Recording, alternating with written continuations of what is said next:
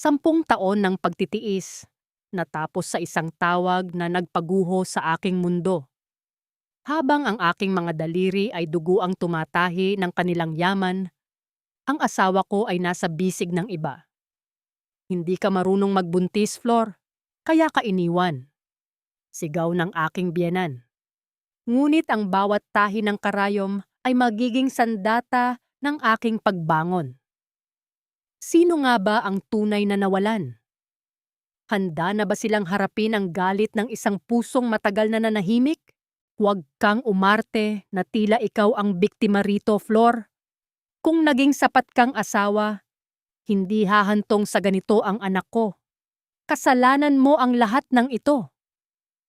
Ang boses ni Doña Amalia ay tila talim ng balisong na humiwa sa katahimikan ng pasilyo ng ospital. Malamig, mapang-api, at walang bahid ng awa. Sa harap ng maraming tao, ang mga salitang iyon ay ibinato niya sa mukha ng manugang na tila ba ito ay isang dumi na kailangang walisin sa sahig. Napatitig lamang si Flor sa kanyang biyenan. Ang kanyang mga kamay, na hanggang ngayon ay nanginginig pa sa pagod, ay mahigpit na nakakapit sa isang folder na naglalaman ng mga blueprint at huling disenyo para sa proyekto ng Pamilya del Rosario. Hindi siya natulog sa loob ng 2 gabi. Ang kanyang mga daliri ay puno ng maliliit na sugat mula sa mga tusok ng karayom at hapdi ng paghawak sa matatalas na gilid ng mga plano. Lahat ng iyon ay ginawa niya para iligtas ang kumpanya ng kanyang asawa mula sa pagkalugi. Ngunit habang siya ay nagpapakasakit sa madilim at mainit na sungmay ng kanilang mansyon, ang kanyang asawang si Archie ay itinakbo sa ospital mula sa isang mamahaling hotel.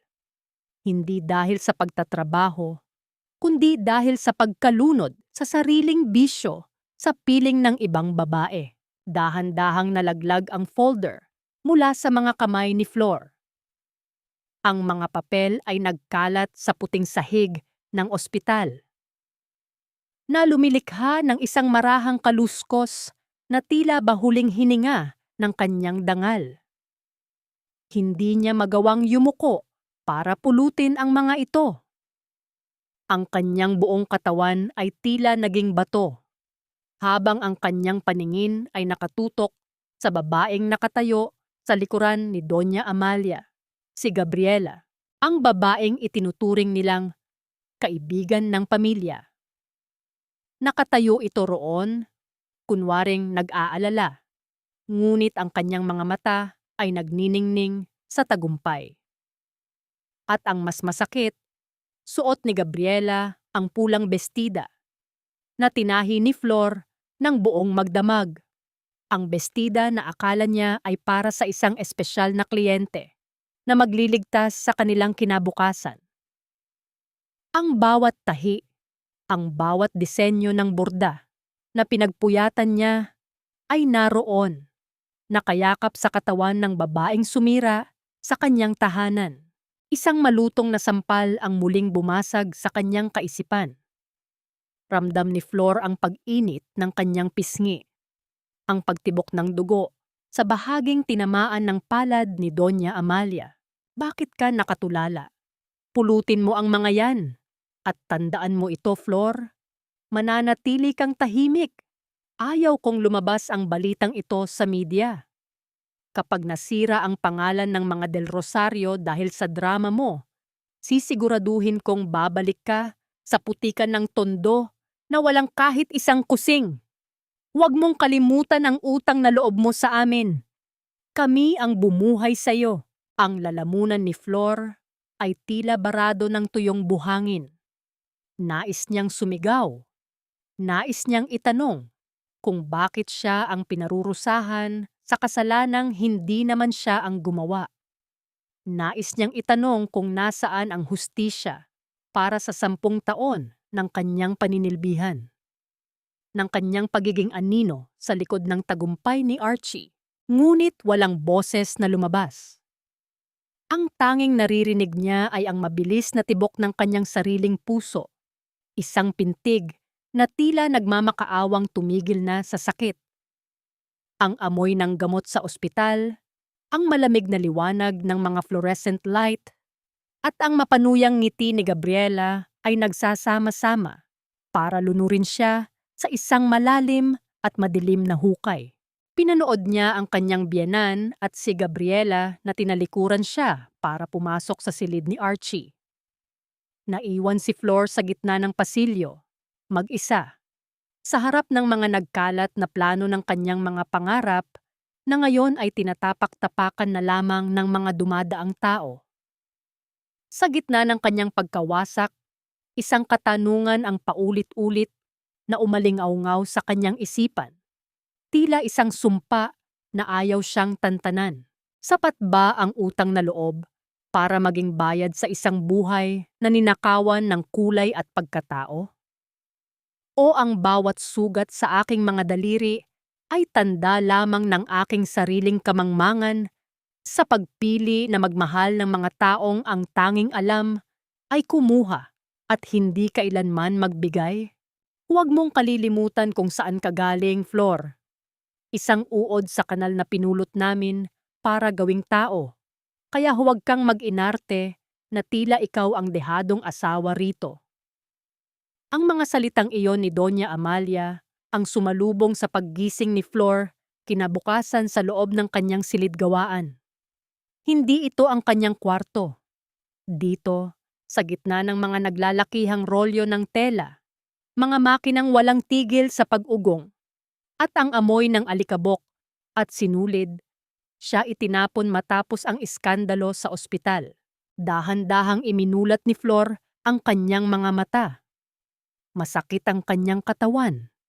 Tila ba bawat buto niya ay binali ng pagod at sama ng loob. Nakaupo siya sa isang luma at matigas na silya. Ang kanyang ulo ay nakasandig sa lamesang puno ng mga sukat at gunting. Sa harap niya, nakatayo ang kanyang biyenan, suot ang isang mamahaling pantulog na gawa sa seda. Hawak ang isang mainit na tasa ng tsaa na tila ba walang nangyaring trahedya kagabi. Nakahanda na ang mga bagong tela para sa susunod na koleksyon. Pagpapatuloy ni Doña Amalia, ang boses ay kalmado, ngunit puno ng banta. Kailangan mong tapusin ang mga disenyo bago matapos ang linggong ito.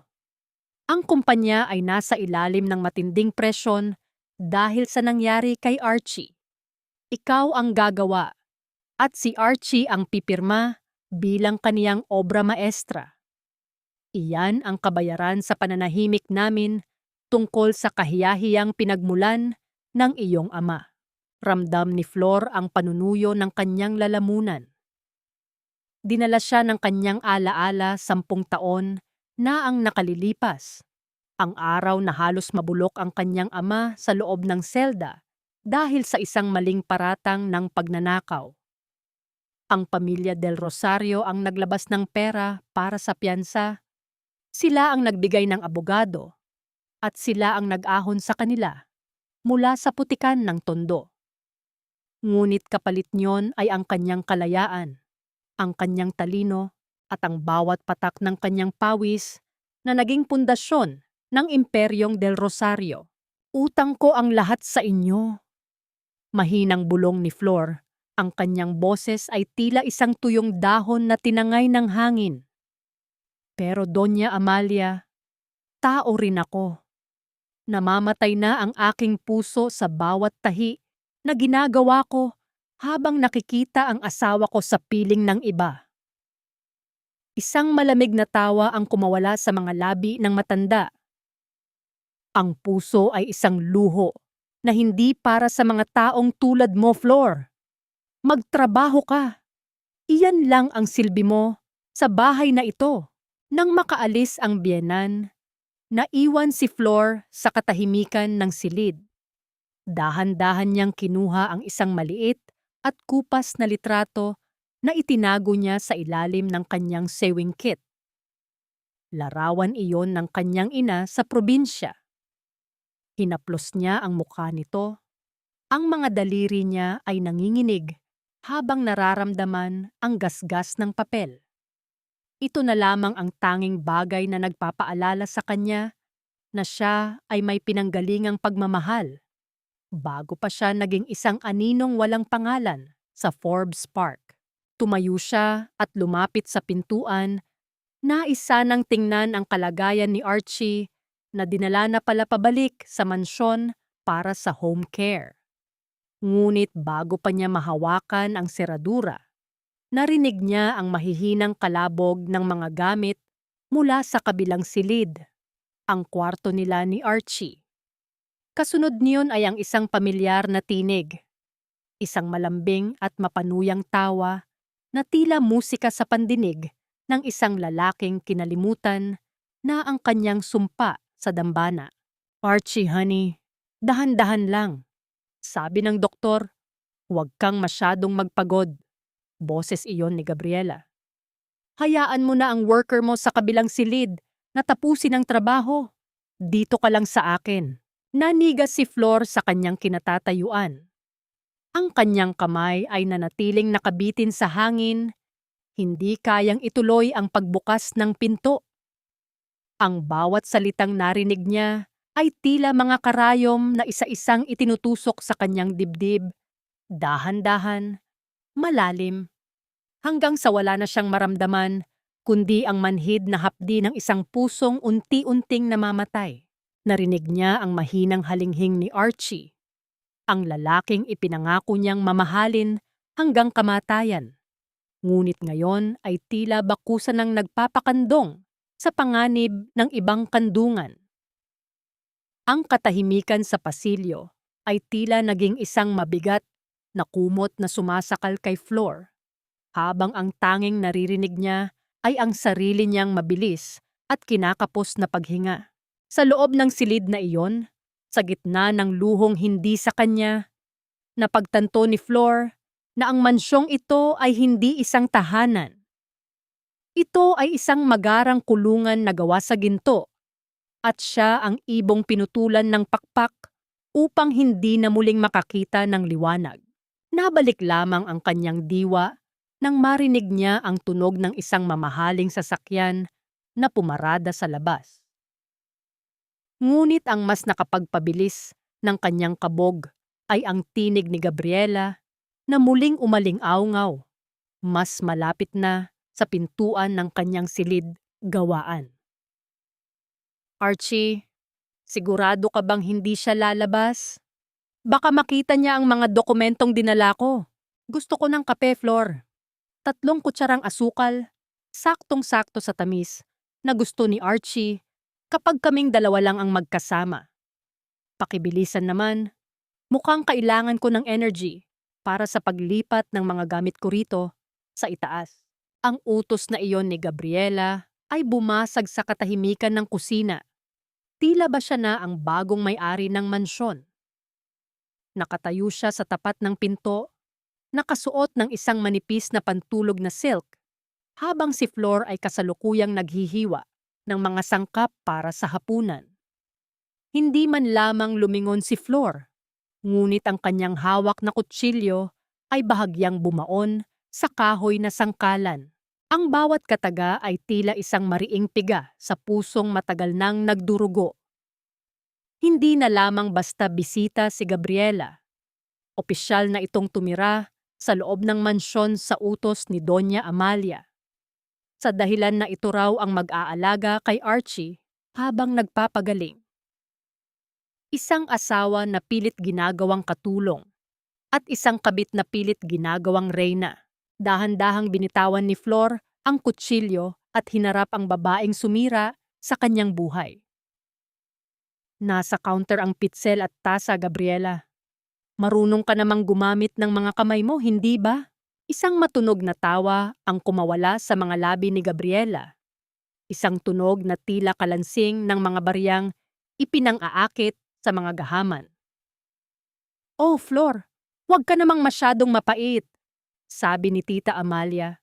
Tungkulin mong asikasuhin ang lahat ng narito sa bahay bilang kabayaran sa pananatili mo. Isipin mo na lang na isa akong napaka-importanteng panauhin. Eksaktong pagpasok naman ni Archie sa kusina, nakasuot ng kaniyang dressing gown at bakas pa ang pamumutla sa muka. Ngunit sa sandaling makita niya si Gabriela, nagliwanag ang kanyang mga mata. Isang liwanag na kailanman ay hindi na nakita ni Flor sa loob ng maraming taon. Archie, honey, tingnan mo ang asawa mo. Humihiling lang naman ako ng kape pero parang ayaw niya akong pagsilbihan. Sumbong ni Gabriela habang lumalapit kay Archie at humahawak sa braso nito. Isang haplos na puno ng pag-aari. Tumingin si Archie kay Flor. Walang bakas ng pagsisisi, walang bakas ng pagmamahal. Ang tanging naroon ay ang lamig ng isang taong kinalimutan na ang lahat ng sakripisyo ng babaeng nasa harap niya. Flor, gawin mo na lang ang sinasabi niya. Huwag mo nang dagdagan ang sakit ng ulo ko. Isang tasa ng kape lang naman. Pag-aawayan niyo pa ba? Ang malamig na utos ni Archie. Ang mga salitang iyon ay tila isang malakas na sampal na hindi gumamit ng palad, kundi ng kawalang bahala. Ramdam ni Flor ang pag-akyat ng init sa kanyang mga mata, ang panginginig ng kanyang mga labi na pilit niyang ikinukubli sa pamamagitan ng pagtikom ng bibig. Tumalikod siya at nagsimulang magpakulo ng tubig. Ang bawat kilos niya ay tila automatiko, parang isang makina na walang nararamdaman, habang sa loob niya ay unti-unti nang nadudurog ang huling piraso ng kanyang pagkatao. Matapos ihanda ang kape, inilapag niya ang tasa sa tapat ni Gabriela. Ngunit bago pa siya makalayo, iniabot ni Gabriela ang isang tumpok ng mga mamahaling damit. Kasama na ang pulang bestida na naging saksi sa kanilang pagtataksil. Pakilabhan na rin ito, Flor. Handwash lang, ha? Alam mo namang paborito ito ni Archie sa akin. Ayaw kong masira ang tela dahil lang sa kapabayaan mo. Nakangiting sabi ni Gabriela. Kinuha ni Flor ang mga damit. Ang hapdi ng tela sa kanyang mga palad ay tila paalala ng bawat gabing puyat na iginugol niya para sa kumpanya. Para sa pamilyang ito, na ngayon ay itinuturing siyang basahan. Tiningnan niya si Archie, umaasang makakita ng kahit kaunting pagtutol, kahit kaunting respeto para sa kanya bilang asawa. Ngunit abala na si Archie sa pag-akbay kay Gabriela. Tila ba si Flor ay bahagi lamang ng mga kagamitan sa kusina na walang pakiramdam. Lumabas ang dalawa sa kusina. Naiwan si Flor, nayakap ang mga damit ng babaeng nagnakaw ng kanyang kaligayahan. Ang amoy ng pabango ni Gabriela na kumapit sa mga damit ay tila lason na sumusuffocate sa kanya. Dahan-dahan siyang lumapit sa lababo. Ang kanyang mga luha ay sa wakas ay pumatak, humahalo sa malamig na tubig na dumadaloy mula sa gripo. Ang bawat kuskus niya sa tela ay puno ng hinanakit. Bawat piga ay puno ng poot na pilit niyang nilulunod. Sa katahimikan ng kusina, tanging ang tunog ng agos ng tubig at ang kanyang mahihinang hikbi ang maririnig. Nabalik lamang siya sa realidad nang marinig niya ang tunog ng paglock ng pinto mula sa itaas. Ang kwartong dati ay sa kanila ni Archie, ngunit ngayon ay pinamumugaran na ng panlilinlang. Isang tanong ang pumasok sa kanyang isipan habang nakatitig sa pulang bestida sa kanyang mga kamay. Hanggang kailan ko kayang lunukin ang sarili kong dangal para sa isang lalaking matagal na akong kinalimutan? At sa gitna ng kanyang pag-iisip, napansin niya ang isang maliit na resibo na nahulog mula sa bulsa ng jacket ni Gabriela. Isang resibo mula sa isang bangko sa ibang bansa na may nakasulat na pangalang hindi niya kilala. Ayusin mo ang linyang ito, Flor. Hindi pwedeng magmukhang amateur ang gawa ko sa harap ng mga banyagang investors bukas. Isang pagkakamali mo lang, reputasyon ko ang nakataya. Ang tinig ni Archie ay puno ng pagmamataas habang itinuturo ang kanto ng blueprint na halos 3 gabi ng pinagpupuyatan ni Flor. Nakaupo si Archie sa kaniyang swivel chair. Malinis ang suot na suit at bango ng mamahaling pabango ang nananaig sa silid. Samantalang si Flor, na nakatayo sa gilid ng mesa, ay tila isang aninong naluluoy. Ang kanyang mga daliri ay maitim pa dahil sa graphite ng lapis, at ang kanyang likod ay tila bumibigay na sa tindi ng sakit mula sa pagkakayuko ng matagal. Ito ang Del Rosario Residences, isang proyektong magdadala sa pamilya sa rurok ng tagumpay.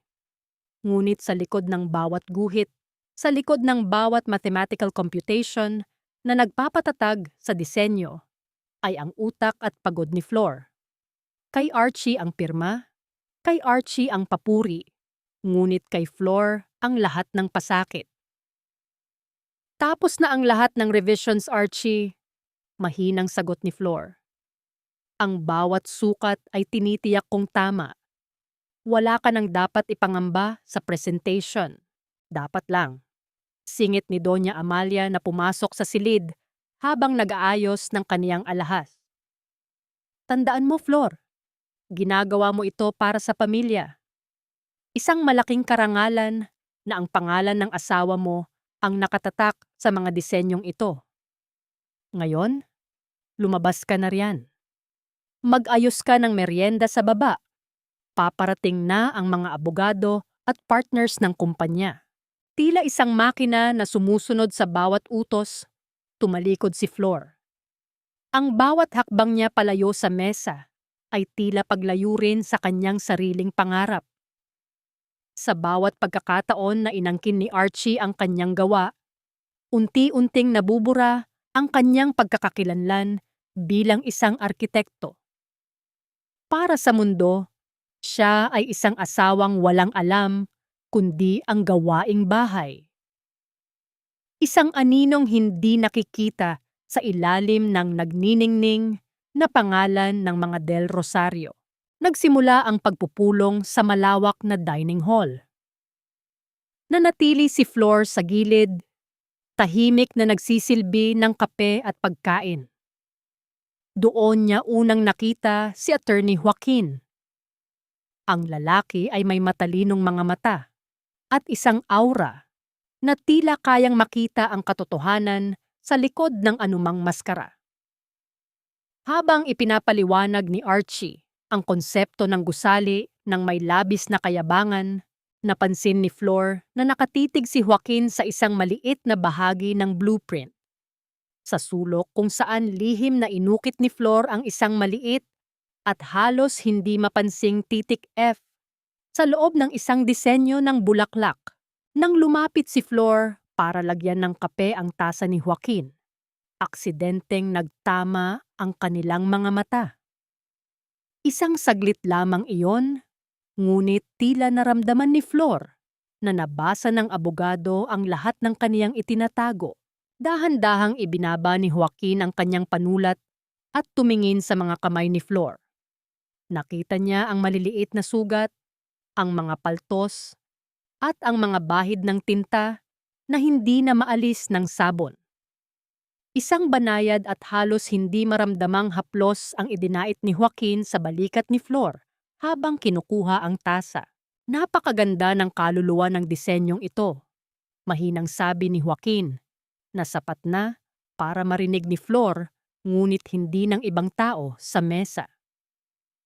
Mahirap itago ang tunay na pinagmulan ng sining, lalo na kung ang bawat guhit ay galing sa isang pusong nagdurusa.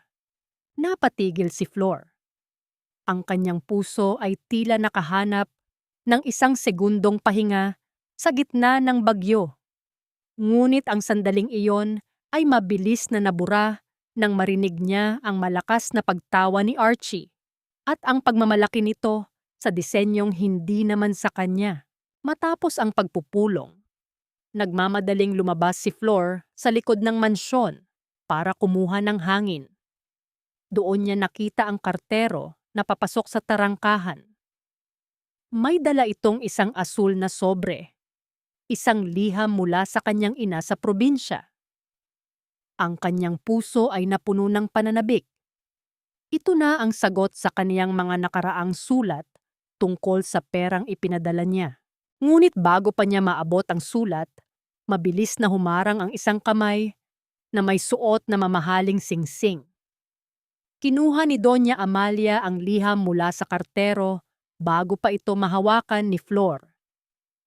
"Akin na yan, Doña Amalia. Para sa akin po yan." Nanginginig na pakiusap ni Flor. Isang mapait na ngiti ang sumilay sa mga labi ng matanda habang tinitingnan ang sobre. "Liham na naman mula sa probinsya?" "Flor, hindi ba't sinabi ko na sa'yo na huwag mo nang gambalain ang katahimikan ng bahay na ito sa mga problema ng pamilya mo sa Tondo? Kailangan ko pong malaman ang lagay ni nanay. Parang awa niyo na." Pagsusumamo ni Flor, ang kanyang mga mata ay nagsisimula nang mangilid ang luha. Walang imik na ibinulsa ni Doña Amalia ang sulat at tumalikod. "Magtrabaho ka muna, Flor.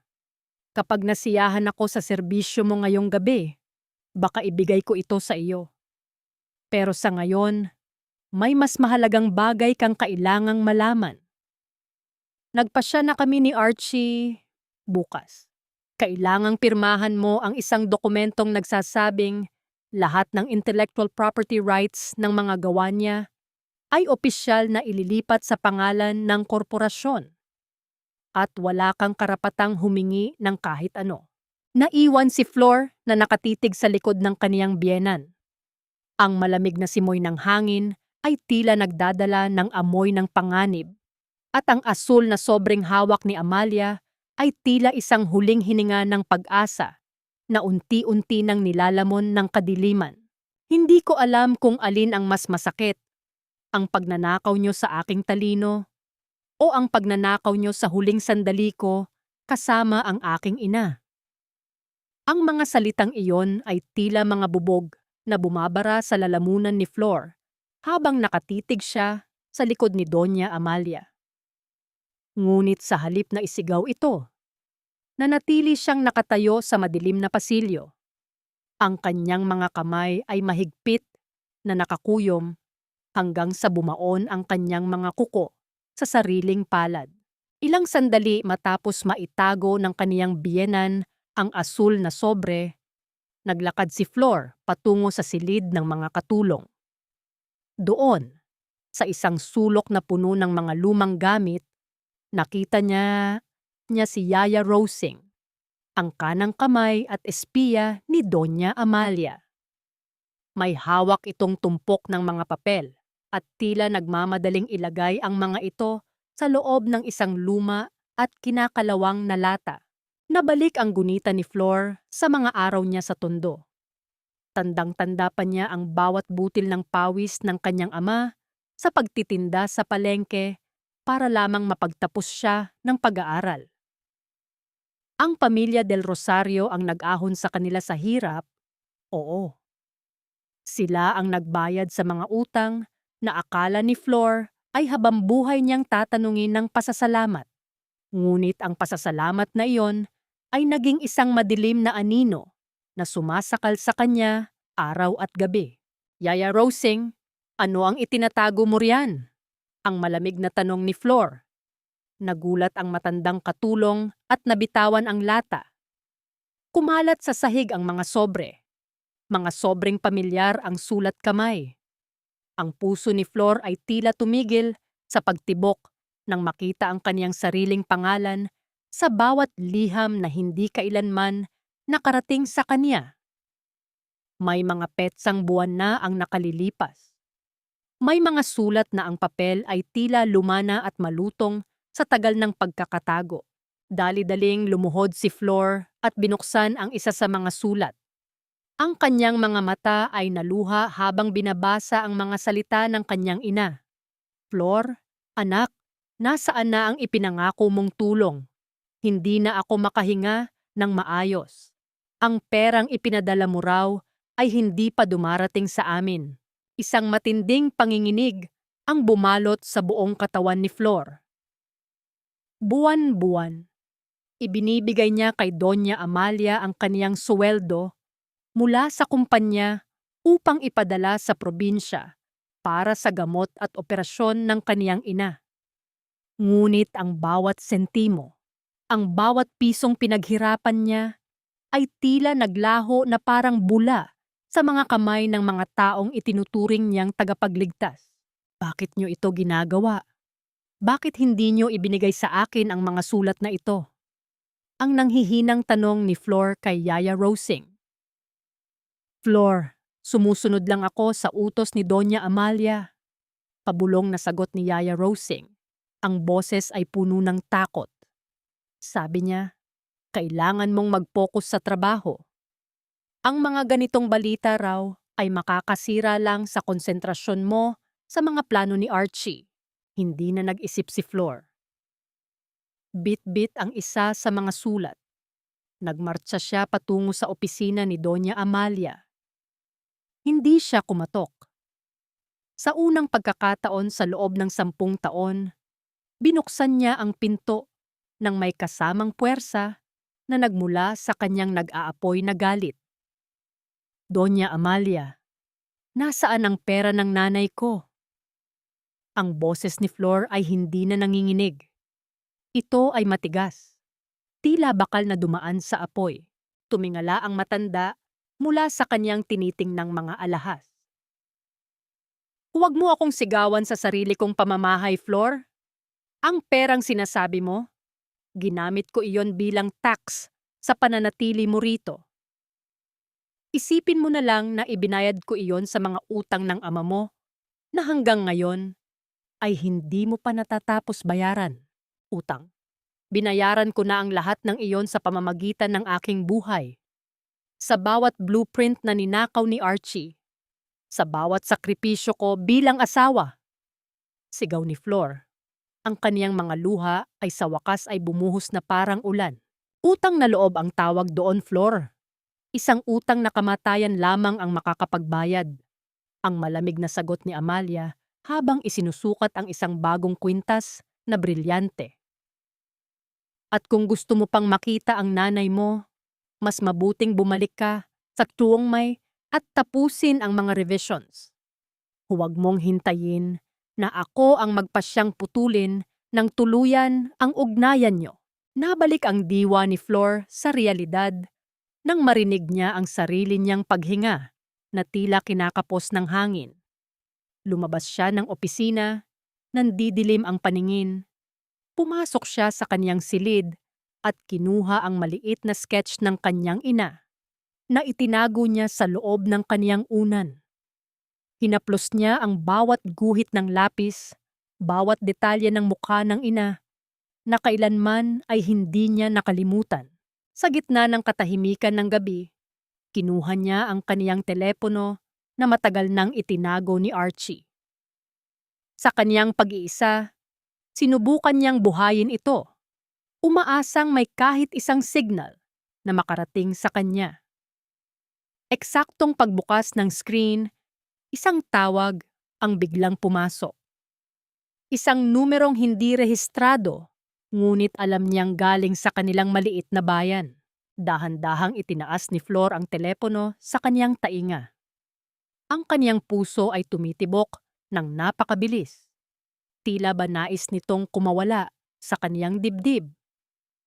Ang tanging naririnig niya sa kabilang linya ay ang ingay ng isang mabilis na sasakyan at ang hikbi ng isang taong tila nawawalan na ng pag-asa. Ate Flor, si Nanay. Ang boses ng kaniyang kapatid ay tila isang matalim na kutsilyong sumaksak sa kaniyang pandinig. Ate, hindi na siya makahinga. Isinusugod namin siya sa bayan pero wala kaming pambayad sa oxygen. Ate, maubusan na siya ng oras. Napaupo si Flor sa sahig. Ang kaniyang katawan ay tila nawalan ng lahat ng lakas. Ang bawat salita ay tila isang parusa na hindi niya kayang takasan. Sa dilim ng kaniyang kwarto, sa ilalim ng luhong gawa sa kasinungalingan, napagtanto ni Flor na ang bawat segundong pananatili niya sa mansyong ito ay katumbas ng huling hininga ng taong pinakamahal niya sa mundo. Sapat ba ang isang buhay para mabayaran ang isang utang na hindi kailanman hiniling? O ako ba ang pumatay sa sarili kong ina dahil sa aking pagiging bulag sa pangakong katapatan? Hindi ka aalis, Flor. Kailangan kita sa tabi ko mamaya sa party para siguraduhing walang butas ang presentation ng bagong proyekto. Isang gabi lang ito, huwag kang maging madrama. Ang tinig ni Archie ay tila yelo na dumadaloy sa likuran ni Flor habang siya ay nakaluhod sa paanan nito. Mahigpit na nakahawak sa laylayan ng pantalon ng asawa. Nakasuot na si Archie ng kaniyang mamahaling tuksedo. Amoy alak na ang hininga kahit hindi pa nagsisimula ang pagtitipon. At abala sa pag-aayos ng kaniyang buhok sa harap ng salamin. Sa labas ng silid, naririnig ang tawanan ng mga panauhin at ang marahang tunog ng mga kubyertos na tumatama sa mga platong porselana. Ang tunog ng luhong unti-unting pumapatay sa kaniyang pag-asa. Archie, nakikiusap ako. Namamatay na si nanay. Hikbi ni Flor. Ang kaniyang boses ay halos mawala na sa tindi ng iyak. Kahit ngayon lang, hayaan mo akong maging anak. 10 taon akong naging anino mo. 10 taon akong naging alipin ng pamilya mo. Parang awa mo na. Ibigay mo na sa akin ang pagkakataong makita siya sa huling pagkakataon. Dahan-dahang inalis ni Archie ang kamay ni Flor mula sa kaniyang binti ng may pandidiri. Ang dumi ng kamay mo, Flor. Baka mahalata ng mga investors na galing ka sa Chiang Mai. Manatili ka rito. Utos ito ni Mama. At huwag mong subukang tumakas. Bantay sarado ang bawat pinto ng mansyong ito. Nang lumabas si Archie at dinala ang susi ng silid, naiwan si Flor sa gitna ng kadiliman. Ang bawat tawa mula sa baba ay tila isang kumpas ng kamatayan para sa kanya. Ngunit sa gitna ng kaniyang desperasyon, isang lakas na hindi niya inakalang taglay niya ang biglang nag-alab. Dahan-dahan siyang lumapit sa kaniyang luma at sira-sirang sapatos na nakatago sa ilalim ng cabinet. Doon, sa loob ng suwelas, nakatago ang ilang lukot na papel na barya. Mga perang itinago niya mula sa mga tira-tirang panggastos sa palengke sa loob ng maraming taon. Gamit ang isang maliit na gunting mula sa kaniyang sewing kit, dahan-dahan niyang binuksan ang bintana ng kaniyang silid gawaan na malapit sa puno ng nara. Hindi niya inalintana ang taas. Hindi niya inalintana ang panganib. Ang tanging nasa isip niya ay ang mukha ng kaniyang ina. Sa gitna ng gabi, sa ilalim ng malamig na ulan, tumakas si Flor. Ang bawat hakbang niya sa putikan, ang bawat gasgas ng sanga sa kaniyang balat ay hindi niya naramdaman. Ang biyahe patungo sa probinsya ay tila isang walang katapusang bangungot. Nakaupo siya sa likod ng isang lumang bus. Yakap-yakap ang kaniyang sarili habang ang kaniyang suot na apron mula sa mansyon ay basang-basa ng ulan at luha. Ang bawat paghinto ng bus ay tila isang tinik na tumutusok sa kaniyang puso. Nang marating niya ang kanilang maliit na barong-barong sa dulo ng kalsada, sinalubong siya ng isang nakabibinging katahimikan. Walang ilaw, walang ingay ng mga kuliglig, tanging ang amoy ng natutunaw na kandila ang humahalimuyak sa hangin. Dahan-dahang itinulak ni Flor ang pinto na yari sa kawayan.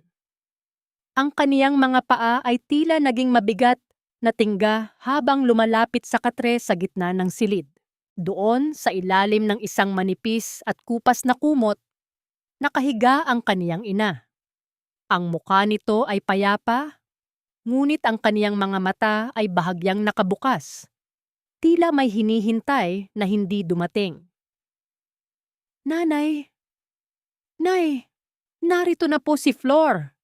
Bulong niya. Ang kaniyang boses ay tila isang hangin na naghahanap ng matutuluyan. Hinawakan ni Flor ang kamay ng ina. Ito ay malamig. Isang lamig na hindi kayang painitin ng anumang yakap.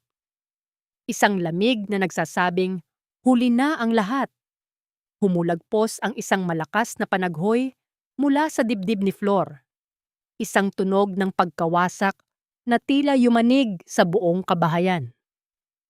Niyakap niya ang malamig na katawan ng ina. Ang kaniyang mukha ay isinubsob sa dibdib nito na wala na ring tibok.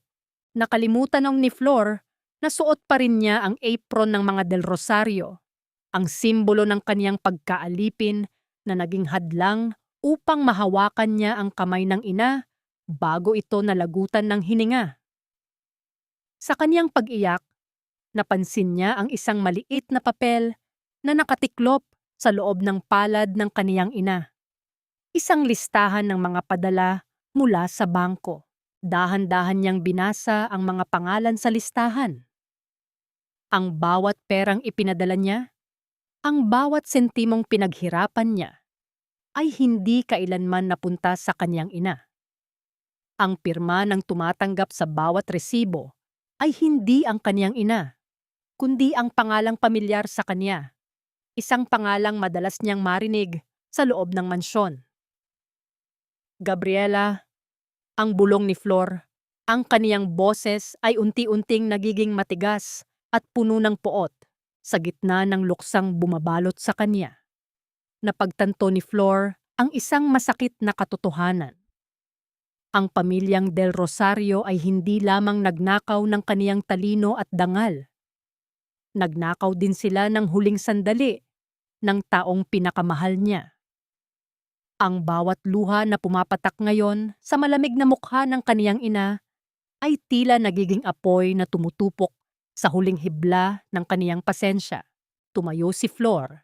Ang kaniyang mga mata ay hindi na namamaga sa iyak, kundi nagniningning sa isang kakaibang klase ng determinasyon.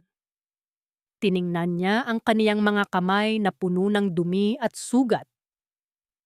Sapat na ba ang 10 taon para maging pambayad sa isang kasalanang hindi ko naman ginawa? O ito na ang simula ng aking pagbabayad sa lahat ng sakit na idinulot niyo? Simula sa huling hininga ng aking ina? Bumalik ka pa? Akala ko ay doon ka na mabubulok sa tondo kasama ng iyong patay na ina. Masyado kang madrama, Flor. Lahat naman ng tao ay namamatay. Ang tinig ni Doña Amalia ay tila isang malupit na hagupit ng latigo sa gitna ng marangyang sala ng mansyon.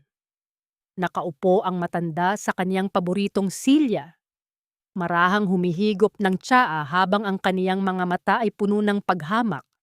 Sa tabi niya, nakatayo si Gabriela, tila isang anino ng kamatayan na nakasuot ng mamahaling sutla. Pilit na ikinukubli ang isang ngiting tagumpay sa likod ng kaniyang panyo. Hindi sumagot si Flor. Nanatili siyang nakatayo sa gitna ng silid. Ang kaniyang suot na damit ay luma at may bahid pa ng tuyong putik mula sa libingan ng kaniyang ina. Ngunit ang kaniyang mga mata, ang mga matang dati ay puno ng takot at pagsusumamo, ay ngayon ay tila 2 pirasong kristal na kasing lamig ng yelo. Wala nang luhang lumabas. Ang bawat patak ng kaniyang pighati ay tila nag-freeze at naging matatalas na bubog sa loob ng kaniyang pagkatao. Bakit hindi ka makapagsalita? Nawalan ka na ba ng dila dahil sa sobrang pag-iyak? Muling pangungutya ni Amalia. Dahan-dahang itinaas ni Flor ang kaniyang paningin. Hindi sa kaniyang biyenan, kundi sa leeg ni Gabriela. Doon, nagniningning ang isang bagong kwintas na may malaking batong esmeralda. Alam ni Flor ang halaga ng hiyas na iyon. Iyon ang eksaktong halaga na kailangan para sa operasyon ng kaniyang ina. Iyon ang perang ipinagkatiwala niya sa pamilyang ito, na ngayon ay nakasabit na sa leeg ng babaeng nagnakaw ng kaniyang asawa. Ang bawat kislap ng alahas na iyon ay tila isang sigaw ng katarungan mula sa kabilang buhay. Ramdam ni Flor ang pagpintig ng kaniyang sentido. Ang dahan-dahang pagdaloy ng puot na hindi na nag-aapoy, kundi nanunuot sa kaniyang mga buto bilang isang malamig na determinasyon. Maganda ang iyong kwintas, Gabriela. Ang boses ni Flor ay matigas. Walang emosyon, tila isang hatol na binibigkas sa loob ng hukuman. Sana ay hindi ito maging masyadong mabigat para sa iyong leeg.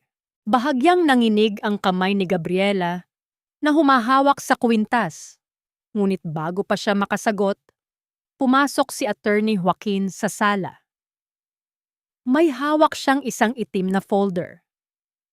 Sa isang saglit, nagtagpo ang mga mata nila ni Flor. May isang mensaheng ipinaparating ang abogado. Isang mensahe ng pagkumpirma sa lahat ng hinala ni Flor. Nang makalabas ang mga babae, lumapit si Joaquin kay Flor sa madilim na pasilyo patungo sa kaniyang silid gawaan.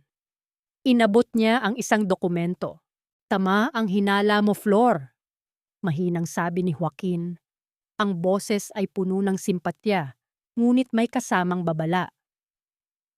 Ang pondo para sa iyong ina ay direktang inilipat sa personal na account ni Gabriela sa utos ni Doña Amalia.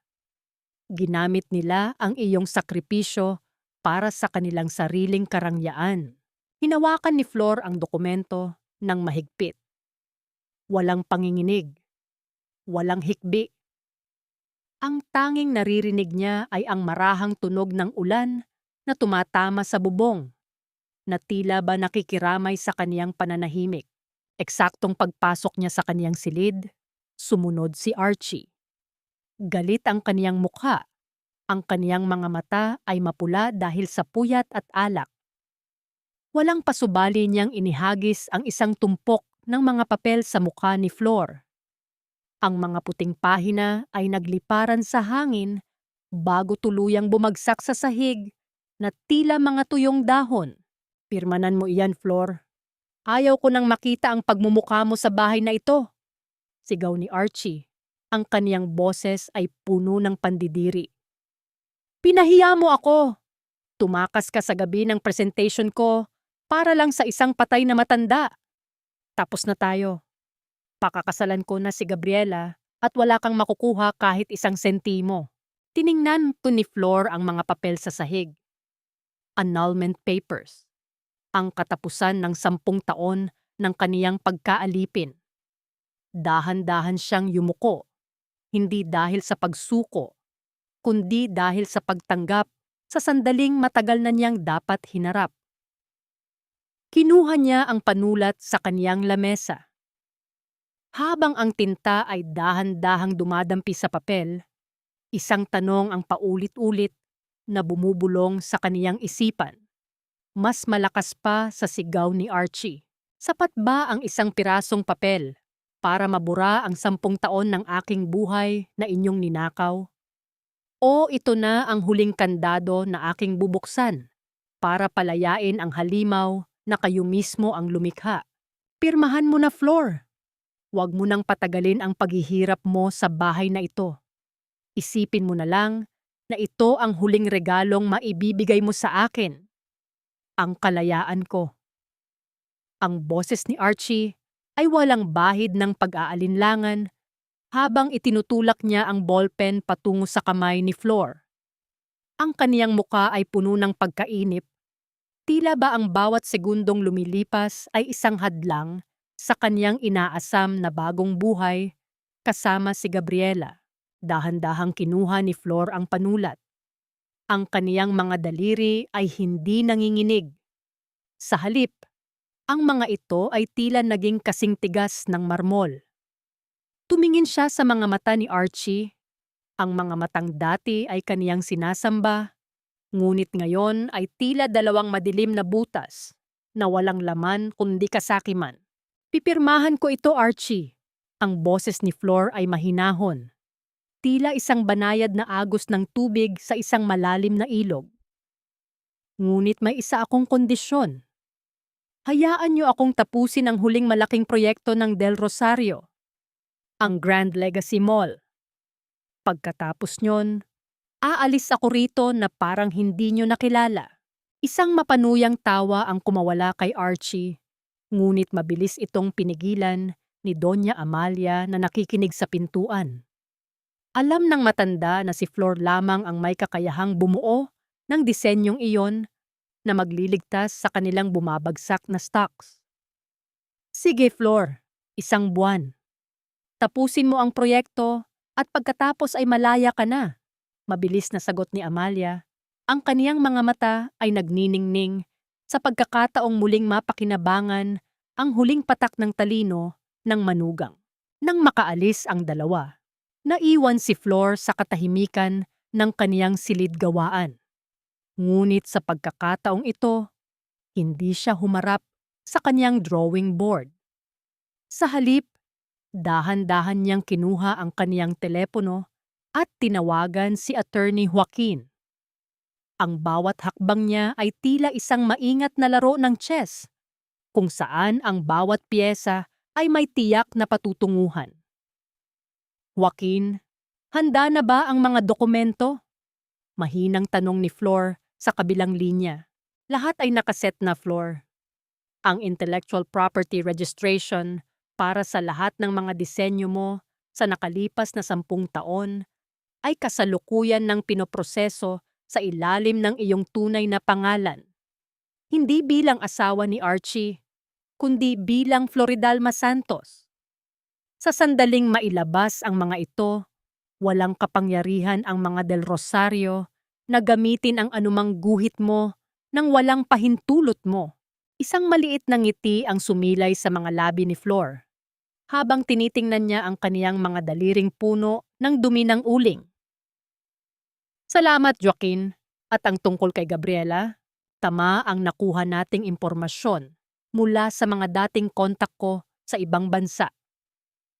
Si Gabriela ay hindi isang heredera. Siya ay isang propesyonal na impostor na baon sa utang sa mga kasino sa Macau. Kaya siya nagmamadaling ipakasal kay Archie ay dahil kailangan niya ang yaman ng mga Del Rosario para bayaran ang kaniyang mga pinagkakautangan. Siya ay isang bombang naghihintay na sumabog. Naramdaman ni Flor ang isang kakaibang ginhawa. Hindi dahil sa galit, kundi dahil sa katotohanang ang mga taong nagpahirap sa kanya ay kasalukuyan nang naghuhukay ng sarili nilang libingan. Gabi na nang lumabas si Flor sa likod ng mansyon upang makipagkita ng palihim kay Joaquin sa ilalim ng puno ng nara. Ang liwanag ng buwan ay tila nakikiramay sa kaniyang bawat kilos. Ibinabalot siya sa isang anino ng proteksyon. Sa ilalim ng malamig na sinag ng buwan, dahan-dahang inilapag ni Flor ang kaniyang pirma sa mga dokumento ng copyright. Ang bawat kiskis ng ballpen sa papel ay tila isang deklarasyon ng digmaan. Isang digmaang hindi gagamit ng dahas, kundi ng talino at katarungan. Ito na ang huling tahi, nanay. Bulong ni Flor sa kaniyang sarili habang tumitingala sa langit. Ang bawat sakit na idinulot nila sa atin, ibabalik ko sa kanila sa paraang hindi nila makakalimutan. Gayunpaman, sa gitna ng kaniyang pag-aayos ng mga papel, narinig niya ang marahang kaluskos ng mga tuyong dahon mula sa kabilang panig ng hardin. Isang figura ang nakatayo sa dilim. Pinapanood ang bawat galaw nila ni Joaquin. Flor? Sino ang kasama mo riyan? Boses iyon ni Gabriela. Ang kaniyang mga mata ay tila naghahanap ng anumang butas sa katahimikan ni Flor. At ang kaniyang mukha ay puno ng hinala na tila isang hayop na nakaramdam ng panganib sa kaniyang teritoryo. Isang tanong ang nanatiling nakabitin sa hangin habang nagtatama ang paningin ng dalawang babae sa ilalim ng buwan. Magagawa ko bang itago ang apoy ng aking paghihiganti hanggang sa huling sandali? O ang anino ng aking nakaraan, ang unang susunog sa tulay na aking tinatawid? Anong ginagawa mo rito kasama ang abogadong iyan sa gitna ng gabi, Flor? Huwag mong sabihing nagtataksil ka rin sa asawa mo? Ang boses ni Gabriela ay tila isang matalas na tuka ng lawin na bumasag sa katahimikan ng hardin. Nakatayo siya sa ilalim ng lilim ng isang malaking puno. Ang kaniyang mga mata ay nagniningning sa malisya habang pabalik-balik ang tingin kay Flor at Attorney Joaquin.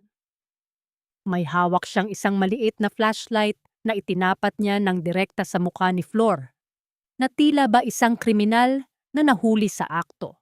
Hindi kumurap si Flor. Dahan-dahan niyang kinuha ang mga dokumento mula sa kamay ni Joaquin at maingat na inilagay ang mga ito sa kaniyang bag. Ang kaniyang boses nang magsalita siya ay kasing lamig ng simoy ng hangin sa hating gabi. Ang pakikipag-usap sa isang abogado tungkol sa aking legal na proteksyon ay hindi pagtataksil, Gabriela. Ang pagpasok sa kwarto ng asawa ng ibang tao habang ang asawa niya ay nagtatrabaho. Iyan ang tawag doon. Ang banayad ngunit matalim na sagot ni Flor. Bahagyang nanginig ang panga ni Gabriela sa inis. Ngunit agad siyang nakabawi ng kaniyang mapanuyang ngiti. Matapang ka na ngayon, ha? Tingnan natin kung hanggang saan ang tapang mo kapag nalaman ni Tita Amalia na may itinatago kayong dalawa ng abogadong ito. Kinabukasan, hindi pa man sumisikat ang araw, ang mansyon ay muling binalot ng ingay. Nagising si Flor sa malakas na kalabog ng kaniyang pinto. Pagbukas niya, tumambad sa kanya si Archie, na sinusundan ni Doña Amalia at isang nag-iiyak-iyakang Gabriela. Nasaan ang kwintas ko, Flor? Ibigay mo sa akin ang kwintas ko! Sigaw ni Gabriela habang pilit na pumapasok sa loob ng silid-gawaan ni Flor. Nawawala ang Esmeralda ko matapos mo akong makita sa hardin kagabi. Ikaw lang ang may galit sa akin. Ikaw lang ang nagnanakaw ng tingin sa alahas na iyon. Wala sa akin ang kwintas mo. Ang maikling sagot ni Flor habang pinagmamasdan ng kaniyang mga gamit na pinaghahalughog ng dalawa. Huwag kang magsinungaling! Bulyaw ni Archie at bago pa makapigil si Flor, itinulak niya ang isang tumpok ng mga tela mula sa lamesa. Doon, sa gitna ng mga nagkalat na sinulid, ay gumulong ang isang nagniningning na luntiang hiyas. Ang kwintas ni Gabriela. Isang nakabibinging katahimikan ang namayani sa silid.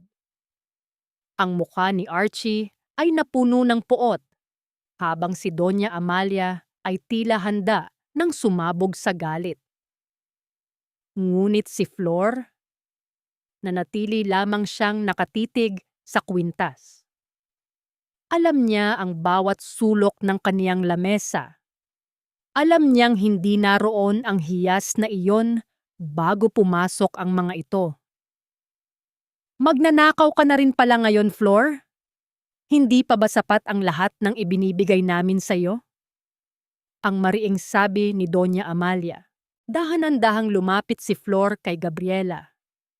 Sa halip na matakot o umiyak, isang maliit at misteryosong ngiti ang sumilay sa kaniyang mga labi. Isang ngiting nagpatindig ng balahibo sa braso ng kaniyang kaaway. Ang alahas ay nadudumihan, Gabriela. Ngunit madali itong linisin ng sabon at tubig. Mahinang sabi ni Flor habang nakatitig ng diretso sa mga mata nito. Pero ang budhi na kasing itim ng uling, Kahit gaano mo pakuskusin ng kasinungalingan, hindi mo na iyan malilinis kailanman. Anong sinabi mo? Susugurin sana ni Archie si Flor nang biglang pumasok si Attorney Joaquin sa silid. Bitawan mo siya, Archie! Ang boses ni Joaquin ay puno ng awtoridad.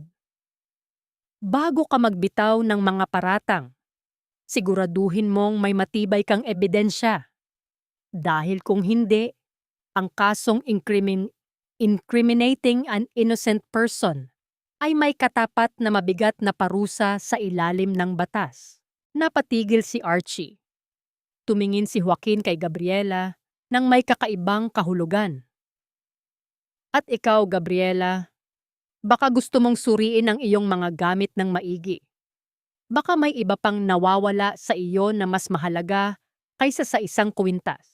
Nabalisa si Gabriela. Ang kaniyang mga mata ay pabalik-balik sa pintuan, tila ba may kinatatakutang dadating. Ang kaniyang pagmamadaling maikasal kay Archie ay hindi lamang dahil sa pag-ibig. Ito ay isang karera laban sa oras upang makakuha ng proteksyon bago pa siya maabutan ng kaniyang madilim na nakaraan.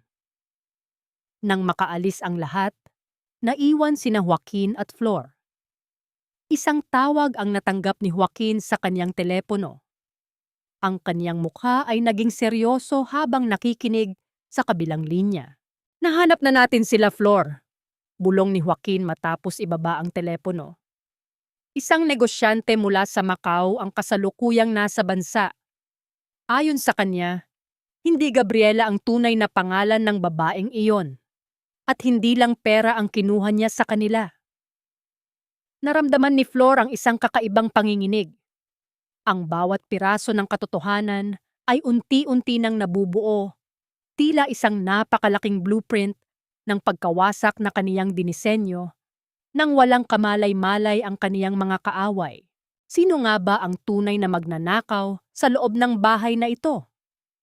Ang babaeng nagnakaw ng talino para sa kaniyang pangarap o ang babaeng nagnakaw ng pangalan para matakasan ang kaniyang sariling kasalanan? Ito na ang huling hapunan sa ilalim ng bubong na ito. Ngunit tila ang bawat subo ng pagkain ay lasang abo sa aking bibig. Ang marangyang dining hall ng mga Del Rosario ay nababalot ng isang uri ng katahimikan na tanging ang tunog lamang ng mamahaling kristal at ang banayad na pagkiskis ng mga kutsara sa porselana ang nangangahas na bumasag.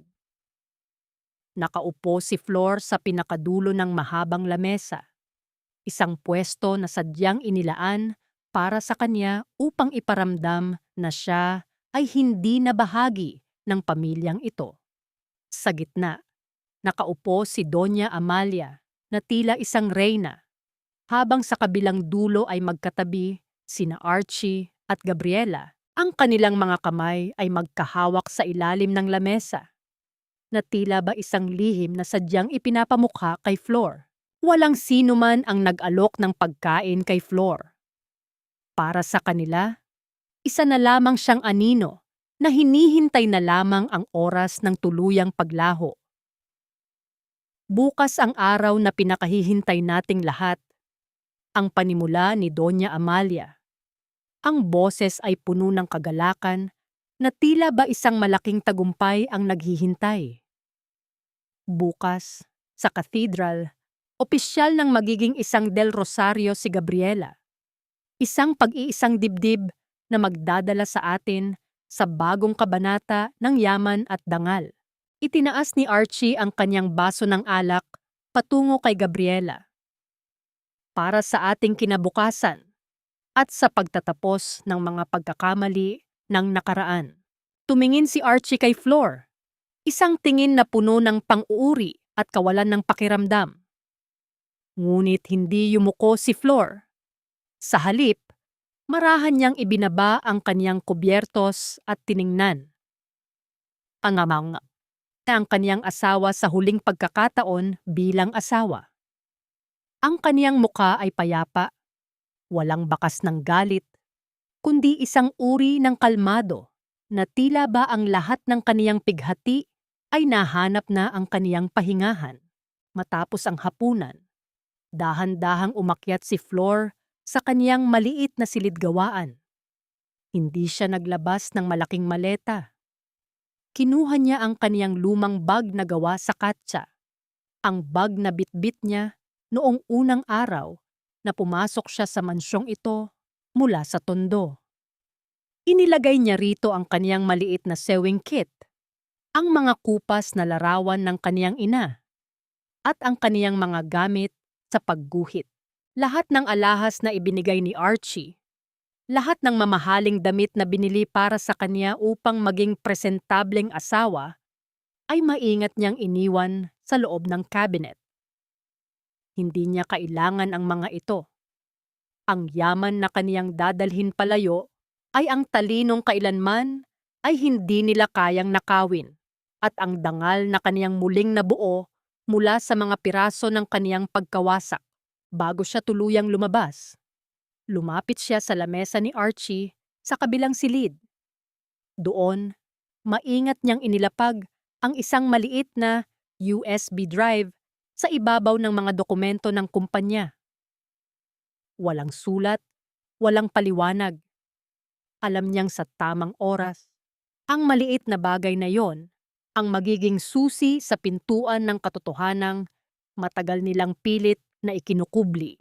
Dumaan si Flor sa kusina para uminom ng huling baso ng tubig. Sa ilalim ng malungkot na liwanag ng isang maliit na bumbilya, dahan-dahan niyang inalis ang kaniyang singsing sa kasal. Isang simpleng ginto na naging simbolo ng 10 taon ng kaniyang pagtitiis. Sa halip na itago ito, inilagay niya ang singsing sa loob ng isang madumi at may lamat na baso na nakapatong sa lababo. Isang paglalarawan ng kaniyang pagsasama kay Archie, na ngayon ay wala ng silbi at puno na ng dumi. Habang naglalakad siya palabas ng mansyon sa gitna ng gabi, sinalubong siya ng malamig na simoy ng hangin. Lumingon siya sa malaking bahay na tila isang dambuhalang halimaw sa dilim. Bukas, Archie, malalaman mo kung sino ang tunay mong pinakasalan at kung sino ang tunay mong pinalayas. Ang bulong ni Flor sa hangin, ang kaniyang boses ay tila isang sumpa at panalangin na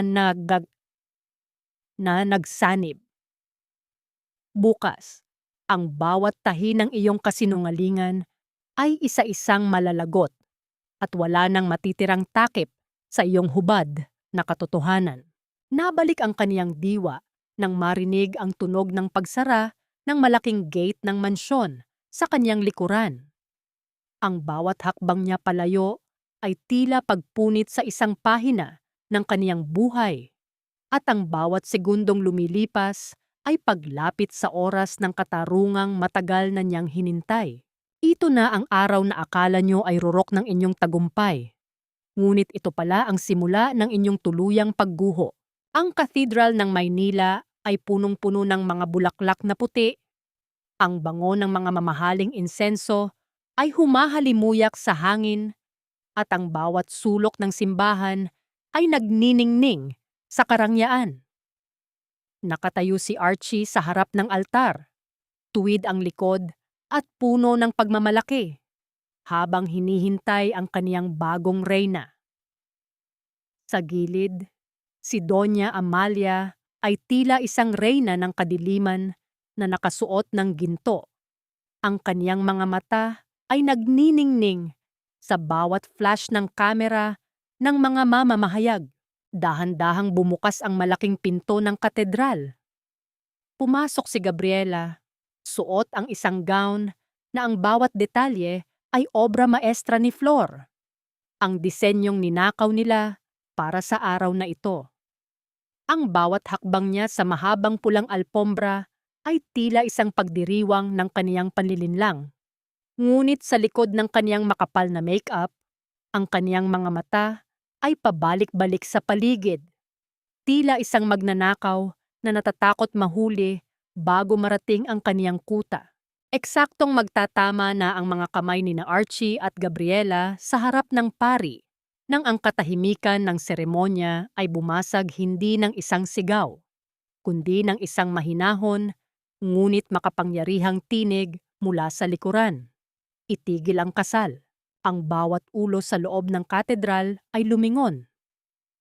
Sa gitna ng pasilyo, nakatayo si Attorney Joaquin. Hawak ang isang legal na dokumento. Kasunod niya ang ilang mga kalalakihan na naka-uniforme ng pulis. Ang kanilang mga hakbang sa marmol na sahig ay lumilikha ng isang matigas na tunog na tila bahatol ng katarungan. Anong kahibangan ito, Joaquin? Ang sigaw ni Doña Amalia. Ang kaniyang boses ay nanginginig sa galit at kahihiyan. Paalisin ang mga taong ito. Ngayon din, hindi kami aalis, Doña Amalia, dahil ang babaeng nasa harap ng altar ay hindi si Gabriela de la Vega. Ang matigas na sagot ni Joaquin. Siya si Maria Teresa Santos, isang wanted sa kasong luwadaw, chimduat-taysan at falsification of documents sa Macau at Singapore. At narito ang warrant of arrest para sa kanya. Isang nakabibinging singhap ang namayani sa buong simbahan. Ang muka ni Gabriela o ni Maria Teresa ay biglang nawalan ng kulay. Ang kaniyang hawak na buke ng mga bulaklak ay dahan-dahang nahulog sa sahig. Nagkalat ang mga talulot na tila ba ang kaniyang mga pangarap na unti-unti nang nadudurog. Ngunit hindi doon natapos ang lahat. Mula sa likuran ng mga pulis, lumabas ang isang babae. Hindi ito ang Flor na nakilala nilang sugatan, madungis at nakayuko. Nakasuot siya ng isang simpleng itim na terno na gawa sa pinakamagandang seda. Ang kaniyang buhok ay maayos na nakapusod at ang kaniyang tindig ay puno ng awtoridad at dangal. Si Flor ay tila isang paru-paro na sa wakas ay nakalaya mula sa kaniyang madilim na cocoon. Flor, ang tanging nasabi ni Archie. Ang kaniyang boses ay puno ng kalituhan at biglang pagsibol ng takot. Hindi na ako ang Flor na inalipin niyo, Archie. Ang boses ni Flor ay malinaw, umaalingaw sa buong katedral. Narito ako para bawiin ang lahat ng sa akin. Simula sa disenyong suot ng babaeng iyan, hanggang sa bawat sentimong ninakaw niyo sa aking ina. Inabot ni Joaquin ang isa pang dokumento kay Archie.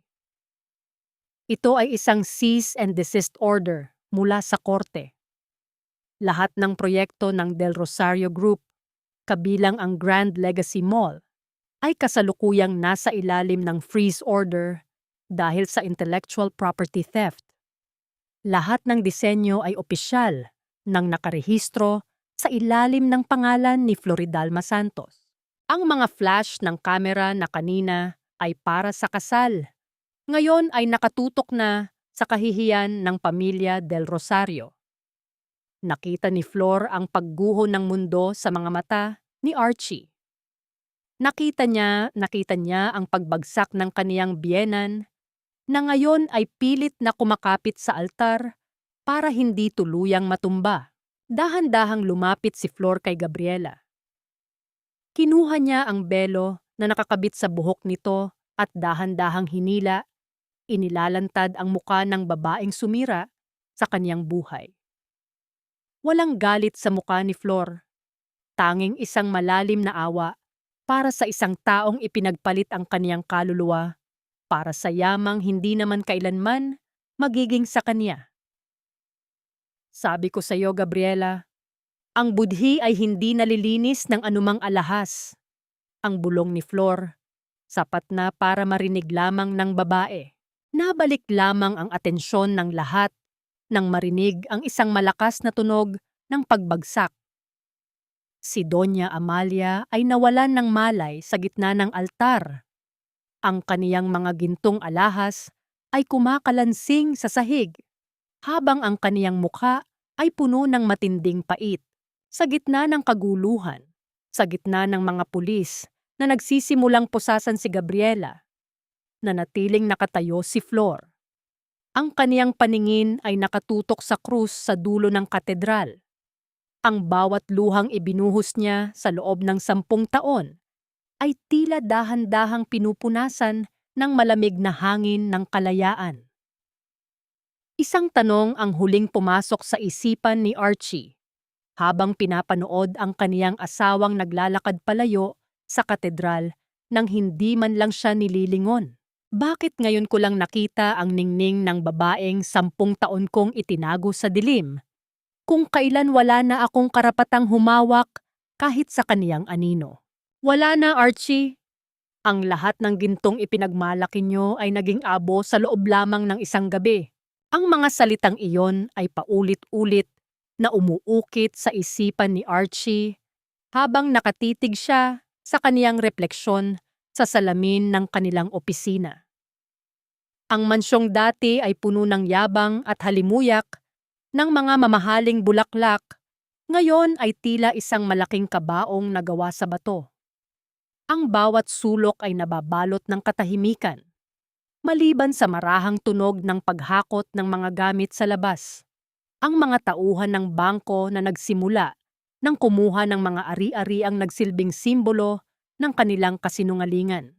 Sa kaniyang lamesa, nakapatong ang USB na iniwan ni Flor.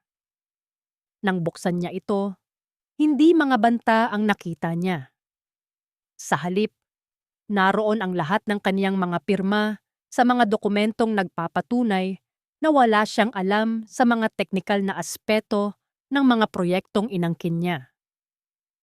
Naroon ang mga video record ng kaniyang sariling kapabayaan, habang si Flor ay puyat na puyat sa paggawa ng mga blueprint. Ang USB na iyon ay ang kaniyang hatol, isang digital na ebidensya na siya ay isang hungkag na arkitekto na nabuhay lamang sa talino ng kaniyang asawa. Archie! Anak, gawin mo ang lahat. Tawagan mo si Flor. Lambigin mo siya. Sabihin mong mahal mo pa siya. Ang nanghihinang utos ni Doña Amalia mula sa kaniyang silya. Ang matanda ay tila lumiit sa kaniyang kinauupuan. Ang kaniyang muka ay nangulubot sa takot at ang kaniyang mga kamay na dati ay punong-puno ng brilyante, ngayon ay nanginginig at tila naghahanap ng mahahawakan. Ang hiya na kaniyang pinakaingatan ay tuluyan nang nadumihan sa harap ng buong bansa. Wala nang ibang pagpipilian si Archie. Nagmaneho siya patungo sa isang maliit at lumang gusali sa gilid ng Maynila.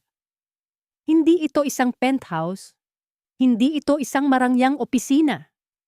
Ito ay isang payak na silid na amoy kape at bagong hasang lapis. Pagpasok niya, nakita niya si Flor na nakaupo sa harap ng isang bagong drawing board. Maliwanag ang sinag ng araw sa kaniyang likuran. Flor! Ang boses ni Archie ay nanginginig, puno ng pagsusumamo na tila isang asong ligaw na naghahanap ng matitirhan. Flor, nagkamali ako. Alam ko na ngayon ang halaga mo. Patawarin mo ako. Bumalik ka na sa mansyon, ayusin natin ang lahat. Para sa 10 taon natin. Dahan-dahang ibinaba ni Flor ang kaniyang T-square. Hindi siya tumayo. Tumingin siya kay Archie. Hindi nang may galit, kundi nang may malalim na pagod.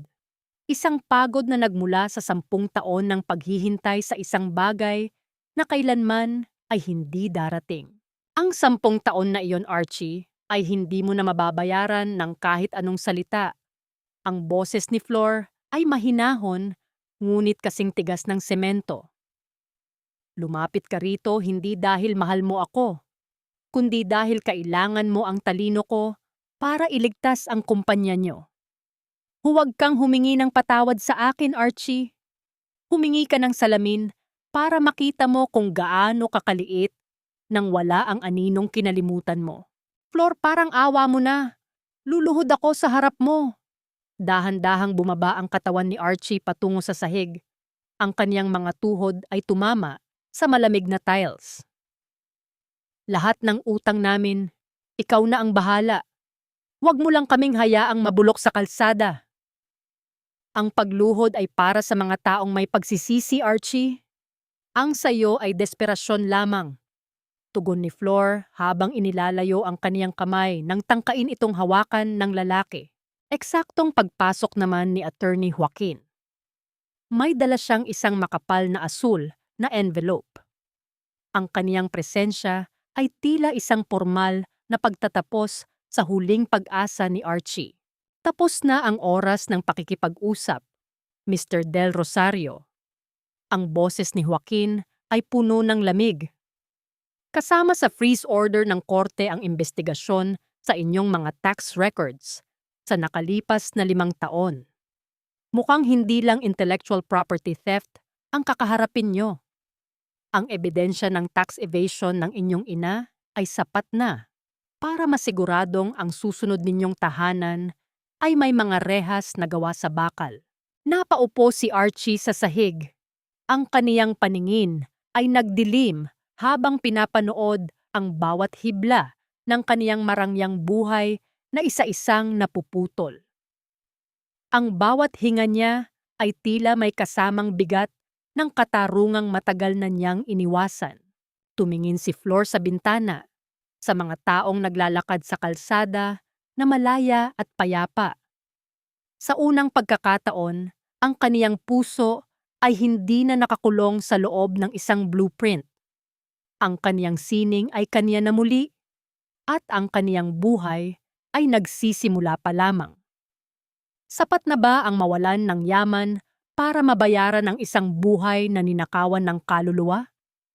O ang tunay na parusa ay ang mabuhay sa mundong wala nang natitirang kasinungalingan para protektahan ang sarili? Ang tunay na tahanan ay hindi matatagpuan sa mga pader na ginto, kundi sa mga pusong marunong rumespeto sa iyong pagkatao. Ang amoy ng pritong bawang mula sa kabilang bahay at ang ingay ng mga batang naghahabulan sa makipot na kalsada ng Tondo ang sumalubong sa bawat umaga ni Flor. Malayo ito sa nakabibinging katahimikan ng Forbes Park, ngunit sa gitna ng init at gulo ng kaniyang kinalakihan. Doon niya natagpuan ang kapayapaang matagal na niyang hinanap. Ang maliit na gusaling kaniyang inupahan ay hindi lamang isang siomai. Ito ay naging silungan ng mga kababaihang tulad niya ay dumanas din ng hagupit ng tadhana. Sa pintuan, nakasabit ang isang simpleng karatula na gawa sa kahoy, Flor de Tondo. Hindi ito isang tatak ng mamahaling damit, kundi isang simbolo ng pagbangon. Dahan-dahan ang ritmo ng mga makinang nananahi. Tila isang kanta ng pag-asa na nagpapadaloy ng buhay sa loob ng silid. Nakaupo si Flor sa gitna. Pinagmamasdan ang kaniyang mga kasamahan. Naroon si Aling Nena, ang kaniyang dating kapitbahay na ngayon ay bihasa na sa pagbuo ng mga disenyo. Naroon din ang ilang mga batang ina na dati ay walang direksyon. Ngunit ngayon ay may hawak ng karayom at pangarap. Flor, ganito po ba ang tamang pagtusok? Ang tanong ng isang batang babae na si Maymay, habang nanginginig ang kaniyang maliliit na daliri sa paghawak ng tela. Lumapit si Flor at marahang hinawakan ang kamay ng bata. Huwag mong higpitan ang kapit, Maymay. Hayaan mong ang sinulid ang sumunod sa iyong imahinasyon. Ang karayom ay matalas, oo, ngunit kung alam mo kung paano ito igagalang, hindi ka nito kailanman masasaktan. Ang bawat turo ni Flor ay tila isang paghilom sa kanyang sariling mga sugat. Sa bawat tahi na kanyang itinuturo, tila dahan-dahan ding nadudugtong ang kaniyang nawasak na pagkatao. Wala na ang takot sa kaniyang mga mata. Wala na ang panginginig ng kaniyang mga kamay. Ang sining na dati ay naging tanikalan niya. Ngayon ay naging pakpak na naglilipad sa kanya patungo sa kalayaan. Isang hapon, Habang abala ang lahat, dahan-dahang bumukas ang pinto. Pumasok ang isang lalaking may dalang mga dilaw na sunflower. Ang mga bulaklak na tila sumisipsip ng lahat ng liwanag ng araw. Si Attorney Joaquin ay hindi na nakasuot ng kaniyang formal na suit. Nakasuot lamang siya ng isang simpleng puting t-shirt at maong, ngunit ang kaniyang mga mata ay nananatiling puno ng paghanga kay Flor. Mukhang abala ang pinakasikat na arkitekto at mananahi ng tondo. Ang biro ni Joaquin habang inilalapag ang mga bulaklak sa lamesa ni Flor. Isang matamis na ngiti ang sumilay sa mga labi ni Flor. Salamat, Joaquin, at salamat din sa pagbisita. Akala ko ay nakalimutan mo na ang daan patungo rito sa gitna ng trapik at ingay. Kahit kailan ay hindi ko makakalimutan ang daan patungo sa kaisa-isang lugar na nagbibigay sa akin ng tunay na ngiti. Ang seryosong tugon ni Joaquin. Kamusta ka na, Flor? Ang ibig kong sabihin, ang puso mo? Napatigil si Flor. Tumingin siya sa paligid, sa mga kababaihang tumatawa habang nagtatrabaho, sa mga telang makukulay na nakasabit sa dingding, at sa mga sunflower na nasa kaniyang harap. Sa unang pagkakataon, Joaquin, nararamdaman ko na ang bawat pintig ng puso ko ay akin na muli.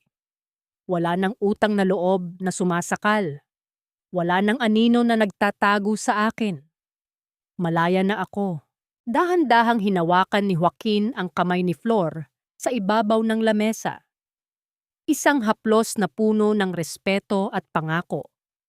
Ang init ng kaniyang palad ay tila isang kasiguraduhan na hindi na kailanman mag-iisa si Flor sa kaniyang paglalakbay. Gayunpaman, sa gitna ng kaniyang kasiyahan, isang anino ang dahan-dahang pumasok sa silid. Isang lalaking nakasuot ng uniforme ng isang jail guard ang tumayo sa pintuan, may hawak na isang sulat na may selyo ng gobyerno. Miss Floridalma Santos, may ipinapaabot na mensahe ang isang preso mula sa Correctional Institution for Women. Ayaw niyang tumigil hanggat hindi mo ito natatanggap. Naramdaman ni Flor ang biglang lamig ng kaniyang mga kamay. Alam niya kung kanino galing ang sulat na iyon. Ang nakaraan na akala niya ay tuluyan ng nailibing, ay tila nagpaparamdam na naman mula sa likod ng mga rehas. Anong huling lason ang nais ipatikim ng isang reynang nawalan ng kaniyang trono? O ito ba ang huling tahi na kailangang malagot para sa kaniyang tuluyang paglaya? Ang pagpapatawad ay hindi para sa taong nagkasala sa iyo, kundi para sa sarili mong puso na pagod na sa pagdadala ng bigat ng nakaraan. Ang pasilyo ng ospital sa loob ng piitan ay nababalot ng amoy ng luma at matapang na disinfektante. Isang amoy na tila nagpapaalala sa bawat humihinga rito ng kanilang mga pagkakamali. Dahan-dahang naglalakad si Flor. Ang tunog ng kaniyang mga hakbang sa semento ay tila isang mahinahong ritmo na sumasabay sa kanyang malalim na paghinga. Huminto siya sa harap ng isang kama, kung saan nakahiga ang isang babaeng tila hindi na niya makilala, si Doña Amalia. Ang babaeng dati ay tila isang dambuhala sa paningin ni Flor. Ngayon ay tila isang tuyong dahon na lamang na hinihintay na tangayin ng hangin. Ang kaniyang buhok na dati ay maayos na nakaayos, ay ngayon ay puting-puti na at gulo-gulo. Ang kaniyang balat ay nakalaylay na sa kaniyang mga buto, at ang kaniyang mga kamay, ang mga kamay na dati ay punong-puno ng ginto at brilyante, ay ngayon ay nanginginig at nakakabit sa mga tubo ng swero. Nandito ka na pala, ang mahinang boses ni Amalia. Tila isang gasgas na plaka na halos hindi na marinig sa gitna ng tunog ng oxygen monitor. Hindi nagsalita si Flor. Dahan-dahan siyang naupo sa silya sa tabi ng kama. Pinagmasdan niya ang babaeng naging mitya ng kaniyang 10 taon na pagdurusa. Walang galit sa kaniyang dibdib, walang puot na dati ay tila nagbabaga. Ang tanging nararamdaman niya ay isang malalim na awa. Bakit, Flor? Bakit kailangan mong bumalik? Ang tanong ni Amalia.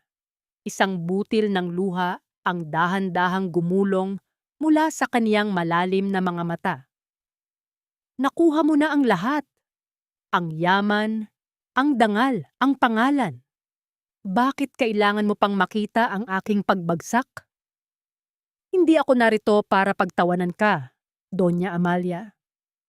Ang mahinahong tugon ni Flor. Narito ako dahil gusto kong tapusin ang lahat. Gusto kong iwanan ang lahat ng sakit sa silid na ito. Isang mapait na ngiti ang sumilay sa mga labi ng matanda. Alam mo ba, sa bawat gabi na nakikita kitang puyat sa Chiang Mai, kinamumuhian kita. Hindi dahil sa wala kang silbi, kundi dahil sa sobrang husay mo. Kinamumuhian kita dahil sa bawat guhit mo, nakikita ko ang lahat ng bagay na hindi kailanman magkakaroon ang anak ko. Ang talino mo ay isang paalala ng aming kawalan. Dahan-dahang iniabot ni Flor ang isang baso ng tubig sa matanda. Ang kaniyang pagkilos ay puno ng biyaya. Isang simpleng kilos na nagpapakita na ang kaniyang kaluluwa ay hindi nadumihan ng kasamaan ng mga taong nasa paligid niya. Pinatatawad na kita, Doña Amalia, ang bulong ni Flor. Pinatatawad kita, hindi dahil karapat-dapat ka, kundi dahil karapat-dapat ako sa kapayapaan. Ang utang na loob na sinasabi nyo, tapos na yon. Sabay na nating ilibing ang nakaraan. Bago lumabas si Flor, iniabot sa kanya ng isang nurse ang isang maliit at kupas na sobre. Ito po ang huling habilin na nakuha namin sa mga gamit ni Doña Amalia.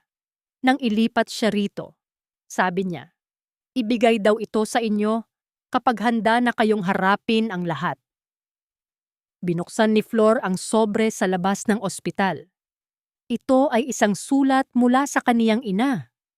Ang huling sulat na isinulat nito bago pumanaw. Ang sulat kamay ay nanginginig. Tila ba ang bawat titik ay isang pagsisikap na mabuhay. Flor, anak ko, huwag kang magagalit sa kanila. Ang tunay na yaman ay hindi ang pera, kundi ang kakayahan mong magmahal nang walang kapalit. Malaya ka na, anak. Lumipad ka at huwag nang lumingon sa dilim. Mahal na mahal kita.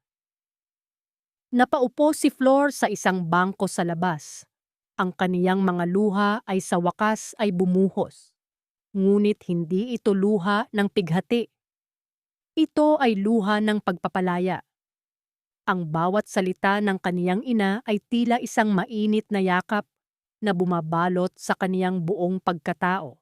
Kinuha niya ang kaniyang ballpen at pinirmahan ang formal na divorce decree na dinala ni Joaquin.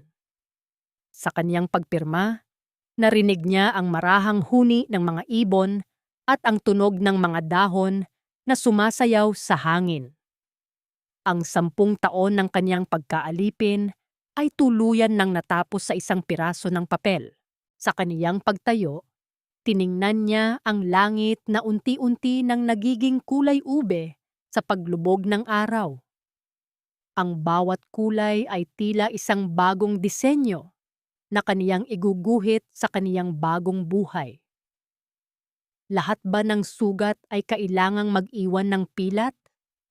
O ang bawat pilat ay isang tanda lamang na ang iyong balat ay naging mas matibay kaysa sa anumang dahas? Ang bawat tahi ay hindi lamang pagdugtong ng tela, kundi ang muling paghabi ng isang buhay na dati ay pinunit ng tadhana. Ang Manila Hotel ay nagniningning sa ilalim ng mga dambuhalang chandelier. Ngunit ang ningning na ito ay hindi galing sa mga alahas ng mga elitista, kundi sa mga matang puno ng pag-asa ng mga kababaihan mula sa Tondo. Ito ang gabi ng Flor de Tondo, fashion gala, isang pagtatanghal na hindi lamang tungkol sa sining, kundi tungkol sa dignidad. Ang bawat disenyo na dumadaan sa runway ay gawa sa mga lokal na tela. Bawat burda ay kwento ng isang inang bumangon mula sa hirap at bawat hakbang ng mga modelo ay kumpas ng tagumpay. Sa gitna ng entablado, nakatayo si Flor. Wala siyang suot na mamahaling brilyante, tila isang simpleng puting terno lamang na may bordang bulaklak ng sampagita ang kaniyang suot. Ngunit ang kaniyang aura ay mas maliwanag pa sa anumang hiyas. Ang kaniyang mga mata ay nagniningning sa kagalakan habang pinagmamasdan ang kaniyang mga kasamahan na dati ay itinuturing na basahan. Ngunit ngayon ay hinahangaan na ng buong mundo. Ang parangal na ito ay hindi para sa akin. Ang simula ni Flor sa kaniyang talumpati nang tanggapin niya ang tropeo bilang Inspirational Woman of the Year. Ang parangal na ito ay para sa bawat babaeng sinabihang wala silang silbi, sa bawat asawang naging anino sa sarili nilang tahanan, at sa bawat anak na pinagkaitanan ng pagkakataon. Ang ating halaga ay hindi nasusukat sa pangalang dala natin sa ating pirma, kundi sa lakas ng ating loob na bumangon at muling lumikha mula sa ating sariling mga pasugat. Sa kabilang dulo ng silid, sa labas ng marangyang glass door, isang lalaki ang nakatayo sa anino. Si Archie ay nakasuot ng isang kupas na jacket. Ang kaniyang mukha ay pagod at tila tumanda ng 10 taon sa loob ng ilang buwan. Nagtatrabaho na siya ngayon bilang isang hamak na draftsman sa isang maliit na kumpanya sa probinsya, malayo sa karangyaan na kaniyang ninakaw.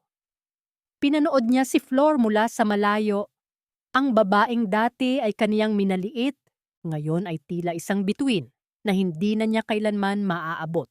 Isang malalim na buntong hininga ang kumawala kay Archie bago siya dahan-dahang tumalikod at naglakad palayo sa liwanag. Baon ang pagsisising habambuhay na uukit sa kaniyang pagkatao. Matapos ang pagdiriwang, lumabas si Flor sa balkonahe upang damhin ang malamig na simoy ng hangin mula sa dagat.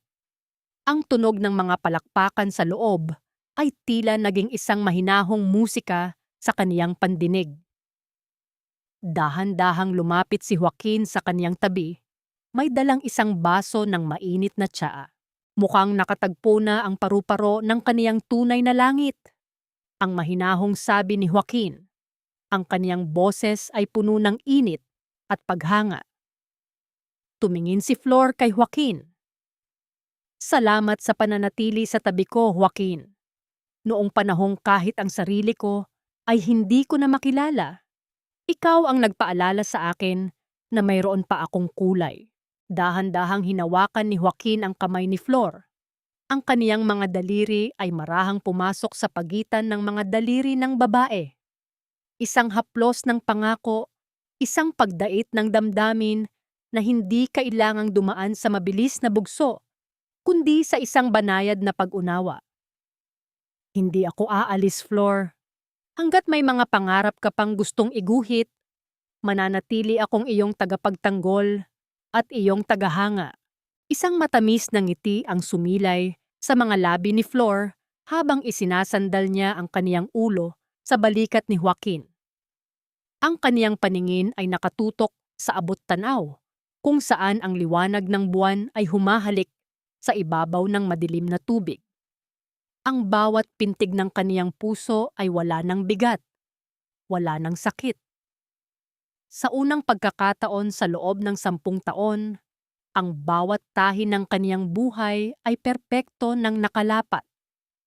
Ang bawat guhit ng kaniyang tadhana ay kanya ng pag-aari, na balik lamang ang kaniyang diwa nang marinig ang tunog ng mga alon na humahampas sa pampang. Isang tunog na tila ba bumubulong ng salitang matagal na niyang hinahangad, kalayaan. Sapat ba ang isang bagong simula para mabura ang lahat ng pait ng nakaraan? O ang tunay na tagumpay ay ang makita ang iyong sarili sa gitna ng liwanag, ng walang takot, ng walang pag-aalinlangan, at higit sa lahat, ng may buong pagmamahal sa sarili? Ang bawat pilat sa aking mga daliri ay hindi na tanda ng aking pagkaalipin, kundi mga bituin ng aking tagumpay na nagniningning sa gitna ng kadiliman. Ang sikat ng araw sa tondo ay tila may dalang kakaibang init at liwanag ngayong umaga. Sa loob ng suong may ni Flor, ang hangin ay hindi na amoy alikabok at luma, kundi amoy ng bagong lino at sariwang kape. Ang bawat sulok ay punong-puno ng mga makukulay na sinulid na tila mga bahagharing naghihintay na mahabi sa mga pangarap ng mga kababaihang naroon. Wala na ang mabigat na kadena ng utang na loob na dati ay sumasakal sa kaniyang paghinga. Ang tanging naririto ay ang malayang paglikha at ang pagmamahal sa sarili. Dahan-dahang lumapit si Flor sa kaniyang lamesa at kinuha ang isang maliit na frame. Doon ay nakalagay ang huling disenyo na ginawa niya para sa kaniyang ina. Isang simpleng drawing ng isang bahay na may malawak na hardin. Hinaplos niya ang salamin ng frame, ang kaniyang mga daliri ay hindi na nanginginig. Sa wakas, ang kaniyang ina ay nakahanap na ng kapayapaan at gayon din siya. Ang bawat pait na kaniyang naranasan ay tila naging pataba sa kaniyang kaluluwa upang lalo siyang maging matatag at mabunga. Ate Flor, tapos na po namin ang mga gown para sa livelihood center sa kabilang barangay. Ang masayang balita ni Maymay habang ipinapakita ang kaniyang gawa. Ngumiti si Flor, isang ngiting nagmumula sa kailaliman ng kaniyang puso. Napakahusay niyo. Tandaan niyo, ang bawat tahi ay dapat may kasamang paggalang sa inyong sarili. Huwag niyo kailanman hahayaan na ang inyong talino ay maging kasangkapan lamang ng ibang tao. Sa gitna ng kanilang pag-uusap, dahan-dahang bumukas ang pinto at pumasok si Joaquin. Wala siyang dalang mga dokumento o mga legal na papel. Ang kaniyang mga kamay ay nasa kaniyang bulsa at ang kaniyang mga mata ay tila nagniningning sa kagalakan habang nakatitig kay Flor. Ang kaniyang presensya ay tila isang malumanay na musika na kumukumpleto sa katahimikan ng silid. Mukhang kailangan ng arkitekto ng bahay na ito ng isang break. Ang biro ni Joaquin habang lumalapit sa kanya. Ang dagat ay naghihintay at ang bawat alon ay tila tinatawag ang iyong pangalan para sa isang sandali ng pahinga. Sandali na lang, Joaquin. Tatapusin ko lang ang huling tahi na ito. Ang sagot ni Flor habang itinataas ang kaniyang karayom. Dahan-dahang tumabi si Joaquin kay Flor at inilagay ang kaniyang kamay sa sandalan ng silya nito. Isang haplos na hindi nagdidikta. Isang pagdait na puno ng respeto. Sa gitna ng abalang siomai, ang dalawa ay tila may sariling mundo. Isang mundong binuo mula sa katotohanan at pagtitiwala. Ang distansya sa pagitan ng kanilang mga balikat ay tila unti-unti nang nawawala, pinapalitan ng isang mainit na ugnayang hindi na kailangan ng mga salita. Isang huling tingin ang ibinigay ni Flor sa kaniyang sining bago siya dahan-dahang tumayo at kinuha ang kamay ni Joaquin. Ang kaniyang mga hakbang palabas ng siomai ay tila isang marangal na martsa patungo sa isang kinabukasan na siya mismo ang nagdisenyo. Habang naglalakad sila sa pampang ng dagat, pinapanood ang paglubog ng araw na nagpapakulay ng ginto sa buong langit. Napagtanto ni Flor na ang tunay na katarungan ay hindi lamang ang pagpaparusa sa mga nagkasala. Ang tunay na katarungan ay ang mahanap mo ang iyong sariling liwanag matapos kang itapon sa dilim.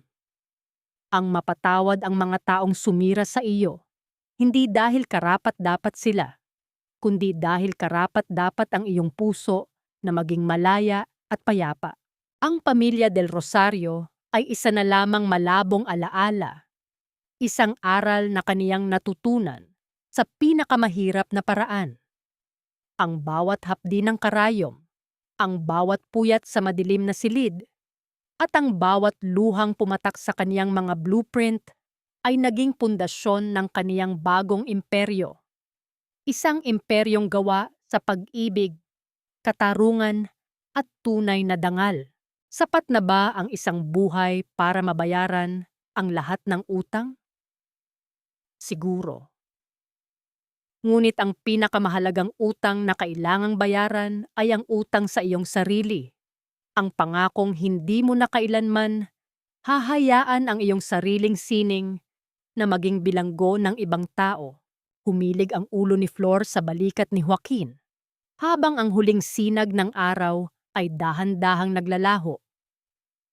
Ang kaniyang bawat hininga ay malalim, malaya, at puno ng pag-asa. Sa wakas, ang kwento ng anino ay natapos na.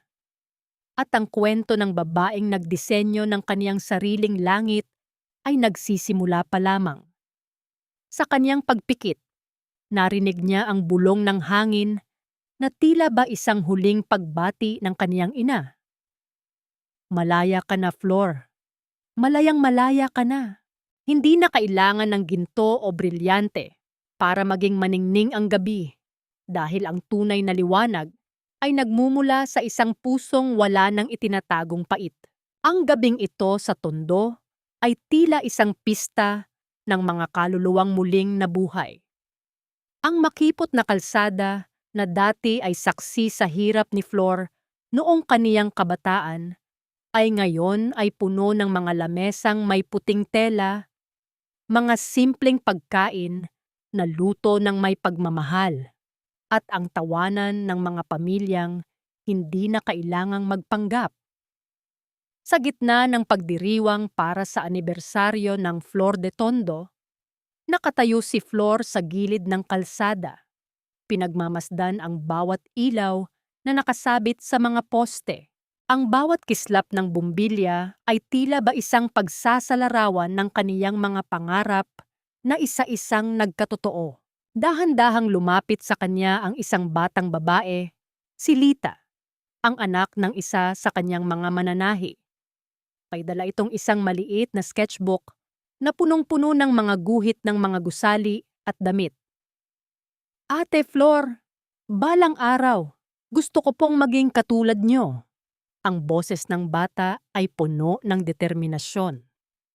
Gusto ko pong magdisenyo ng mga bahay na hindi lang maganda, kundi puno rin ng saya. Lumuhod si Flor upang maging kapantay ang bata. Hinawakan niya ang balikat nito nang may labis na lambot. Gawin mo, Lita. Huwag kang matakot na iguhit ang iyong mundo. Pero tandaan mo, ang pinakamatibay na pundasyon ng anumang gusali ay hindi semento, kundi ang katapatan mo sa iyong sarili. Huwag mong hahayaan na ang panulat mo ay hawakan ng ibang tao. Habang pinapanood ni Flor ang bata na tumatakbo pabalik sa kaniyang ina, naramdaman niya ang isang pamilyar na init sa kaniyang likuran. Si Joaquin ay nakatayo roon. Ang kaniyang mga mata ay sumasalamin sa liwanag ng mga bituin. Wala siyang dalang kahit anong regalo dahil ang kaniyang presensya ay higit pa sa sapat. Narinig ko ang huling balita tungkol sa mansyon ng mga Del Rosario, ang mahinahong panimula ni Joaquin habang tumatabi sa kanya. Tuluyan na itong naisailalim sa public auction ngayong hapon. Ang kumpanya ay tuluyan na ring binuwag. Si Archie, ayon sa mga balita, ay lumipat na sa isang maliit na apartment sa probinsya. Wala na ang pangalang Del Rosario sa listahan ng mga makapangyarihan. Huminga ng malalim si Flor. Walang ngiti ng tagumpay. Walang halakhak ng paghihiganti. Ang kaniyang naramdaman ay isang uri ng katahimikan, na tila ba ang huling pahina ng isang napakahabang nobela ay sa wakas ay naisara na. Sana ay mahanap niya ang kaniyang sarili sa gitna ng kaniyang kawalan. Ang tanging nasabi ni Flor. Ang yaman ay madaling makuha, Joaquin. Pero ang pagkatao, mahirap itong buuin kapag nasanay ka ng mabuhay sa anino ng iba. Dahan-dahang kinuha ni Joaquin ang kamay ni Flor at maingat na inilapat sa kaniyang braso.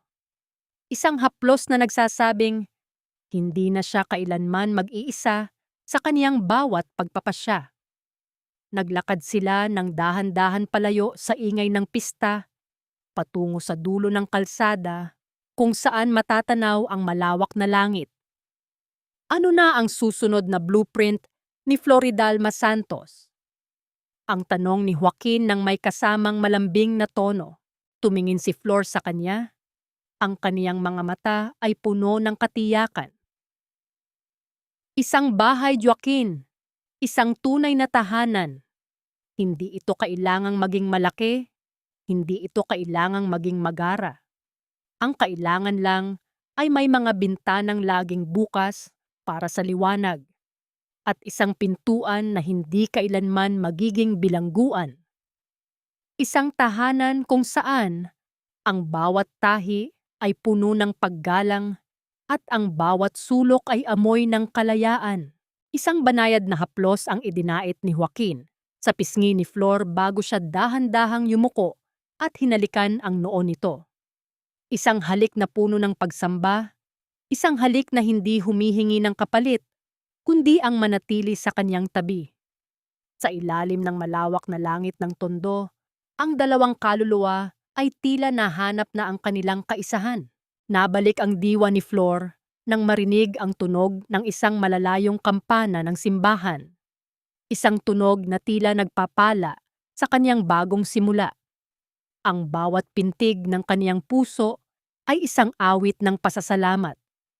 Ang bawat sugat sa kaniyang nakaraan ay naging mga hiyas na nagpapatatag sa kaniyang kasalukuyan. Sa kaniyang pagpikit, nakita niya ang kaniyang ina na nakangiti sa kanya mula sa kabilang buhay, payapa at masaya. Sa wakas, ang blueprint ay hindi na lamang guhit sa papel. Ito ay naging isang buhay na puno ng kulay, pag-ibig at katarungan. Sapat ba ang isang buhay para matutunan ang tunay na kahulugan ng pag-ibig? O ang pag-ibig ay isang sining na kailangan mong pilit na buuin, tahiin, at pangalagaan hanggang sa maging isang obra maestra na hindi na kailanman mabubura ng panahon? Ang kwento ng anino ay tuluyan ng natapos at ang kwento ng liwanag ay wala ng katapusan. Tadike, sa bawat paghampas ng alon sa pampang, sa wakas ay natagpuan na ni Flor ang kapayapaang matagal na niyang ipinagdamot sa sarili. Malaya na siya, gaya ng hanging dumaan sa bintana ng kaniyang bagong tahanan sa tondo. Mga mahal kong tagapakinig, maraming salamat sa inyong pagtitiyaga. Nasamahan ako sa mahabang paglalakbay na ito hanggang sa huling yugto ng buhay ni Flor. Aaminin ko, habang binubuo ko ang bahagi kung saan nalaman ni Flor na ang kwintas na suot ni Gabriela ay binili mula sa perang dapat ay pambayad sa oxygen ng kaniyang naghihingalong ina. Napatigil ako sa pagsusulat at naramdaman ko ang matinding pait sa aking lalamunan. Masakit isipin na may mga taong handang magnakaw ng huling hininga ng iba para lamang sa isang pirasong hiyas. Ang bawat kataga sa kwentong ito ay hindi lamang basta imahinasyon. Ito ay hango sa mga totoong hibla ng buhay at mga lihim na luha na aking nasaksihan sa likod ng mga pader ng maraming tahanan. Isa itong obra na pinagbuhusan ng maraming puyat at malalim na pagninilay tungkol sa tunay na kahulugan ng katarungan at pagpapatawad. Para sa inyo, tama ba ang naging desisyon ni Flor na patawarin si Doña Amalia sa gitna ng lahat ng ginawa nito? O mas naging masaya ba kayo kung hinayaan na lang niya itong mabulok sa kaniyang sariling kasamaan? Gusto kong marinig ang inyong saloobin. At bago tayo tuluyang magtapos, maaari ko bang malaman kung ano ang kasalukuyan ninyong ginagawa habang pinakikinggan ang tinig na ito? Marahil ay nag-aayos kayo ng bahay, nagluluto para sa inyong pamilya, o baka naman ay kailangan nyo lang ng karamay sa gitna ng inyong sariling pagsubok. Ibahagi nyo ang inyong kwento sa comment section. Narito kami para makinig at damayan kayo. Huwag nyo ring kalimutang i-like at i-share ang audio na ito upang magsilbing liwanag sa iba pang mga kababaihang nakakaramdam na sila ay anino lamang sa loob ng kanilang tahanan. Naway matutunan nating hawakan ang sarili nating karayom upang itahi ang blueprint ng ating sariling kaligayahan nang walang ibang nagdidikta sa bawat guhit nito. Hanggang sa muli nating pagkukwentuhan, manatili kayong matatag at puno ng pag-asa. Pamagat ng kwento, ang arkitektong anino, ang pagbangon mula sa tanikala ng utang na loob, paunawa. Ang lahat ng mga tauhan at sitwasyon sa kwentong ito ay katang-isip lamang, na nilikha para sa layuning magbigay aliw at maghatid ng positibong mensahe.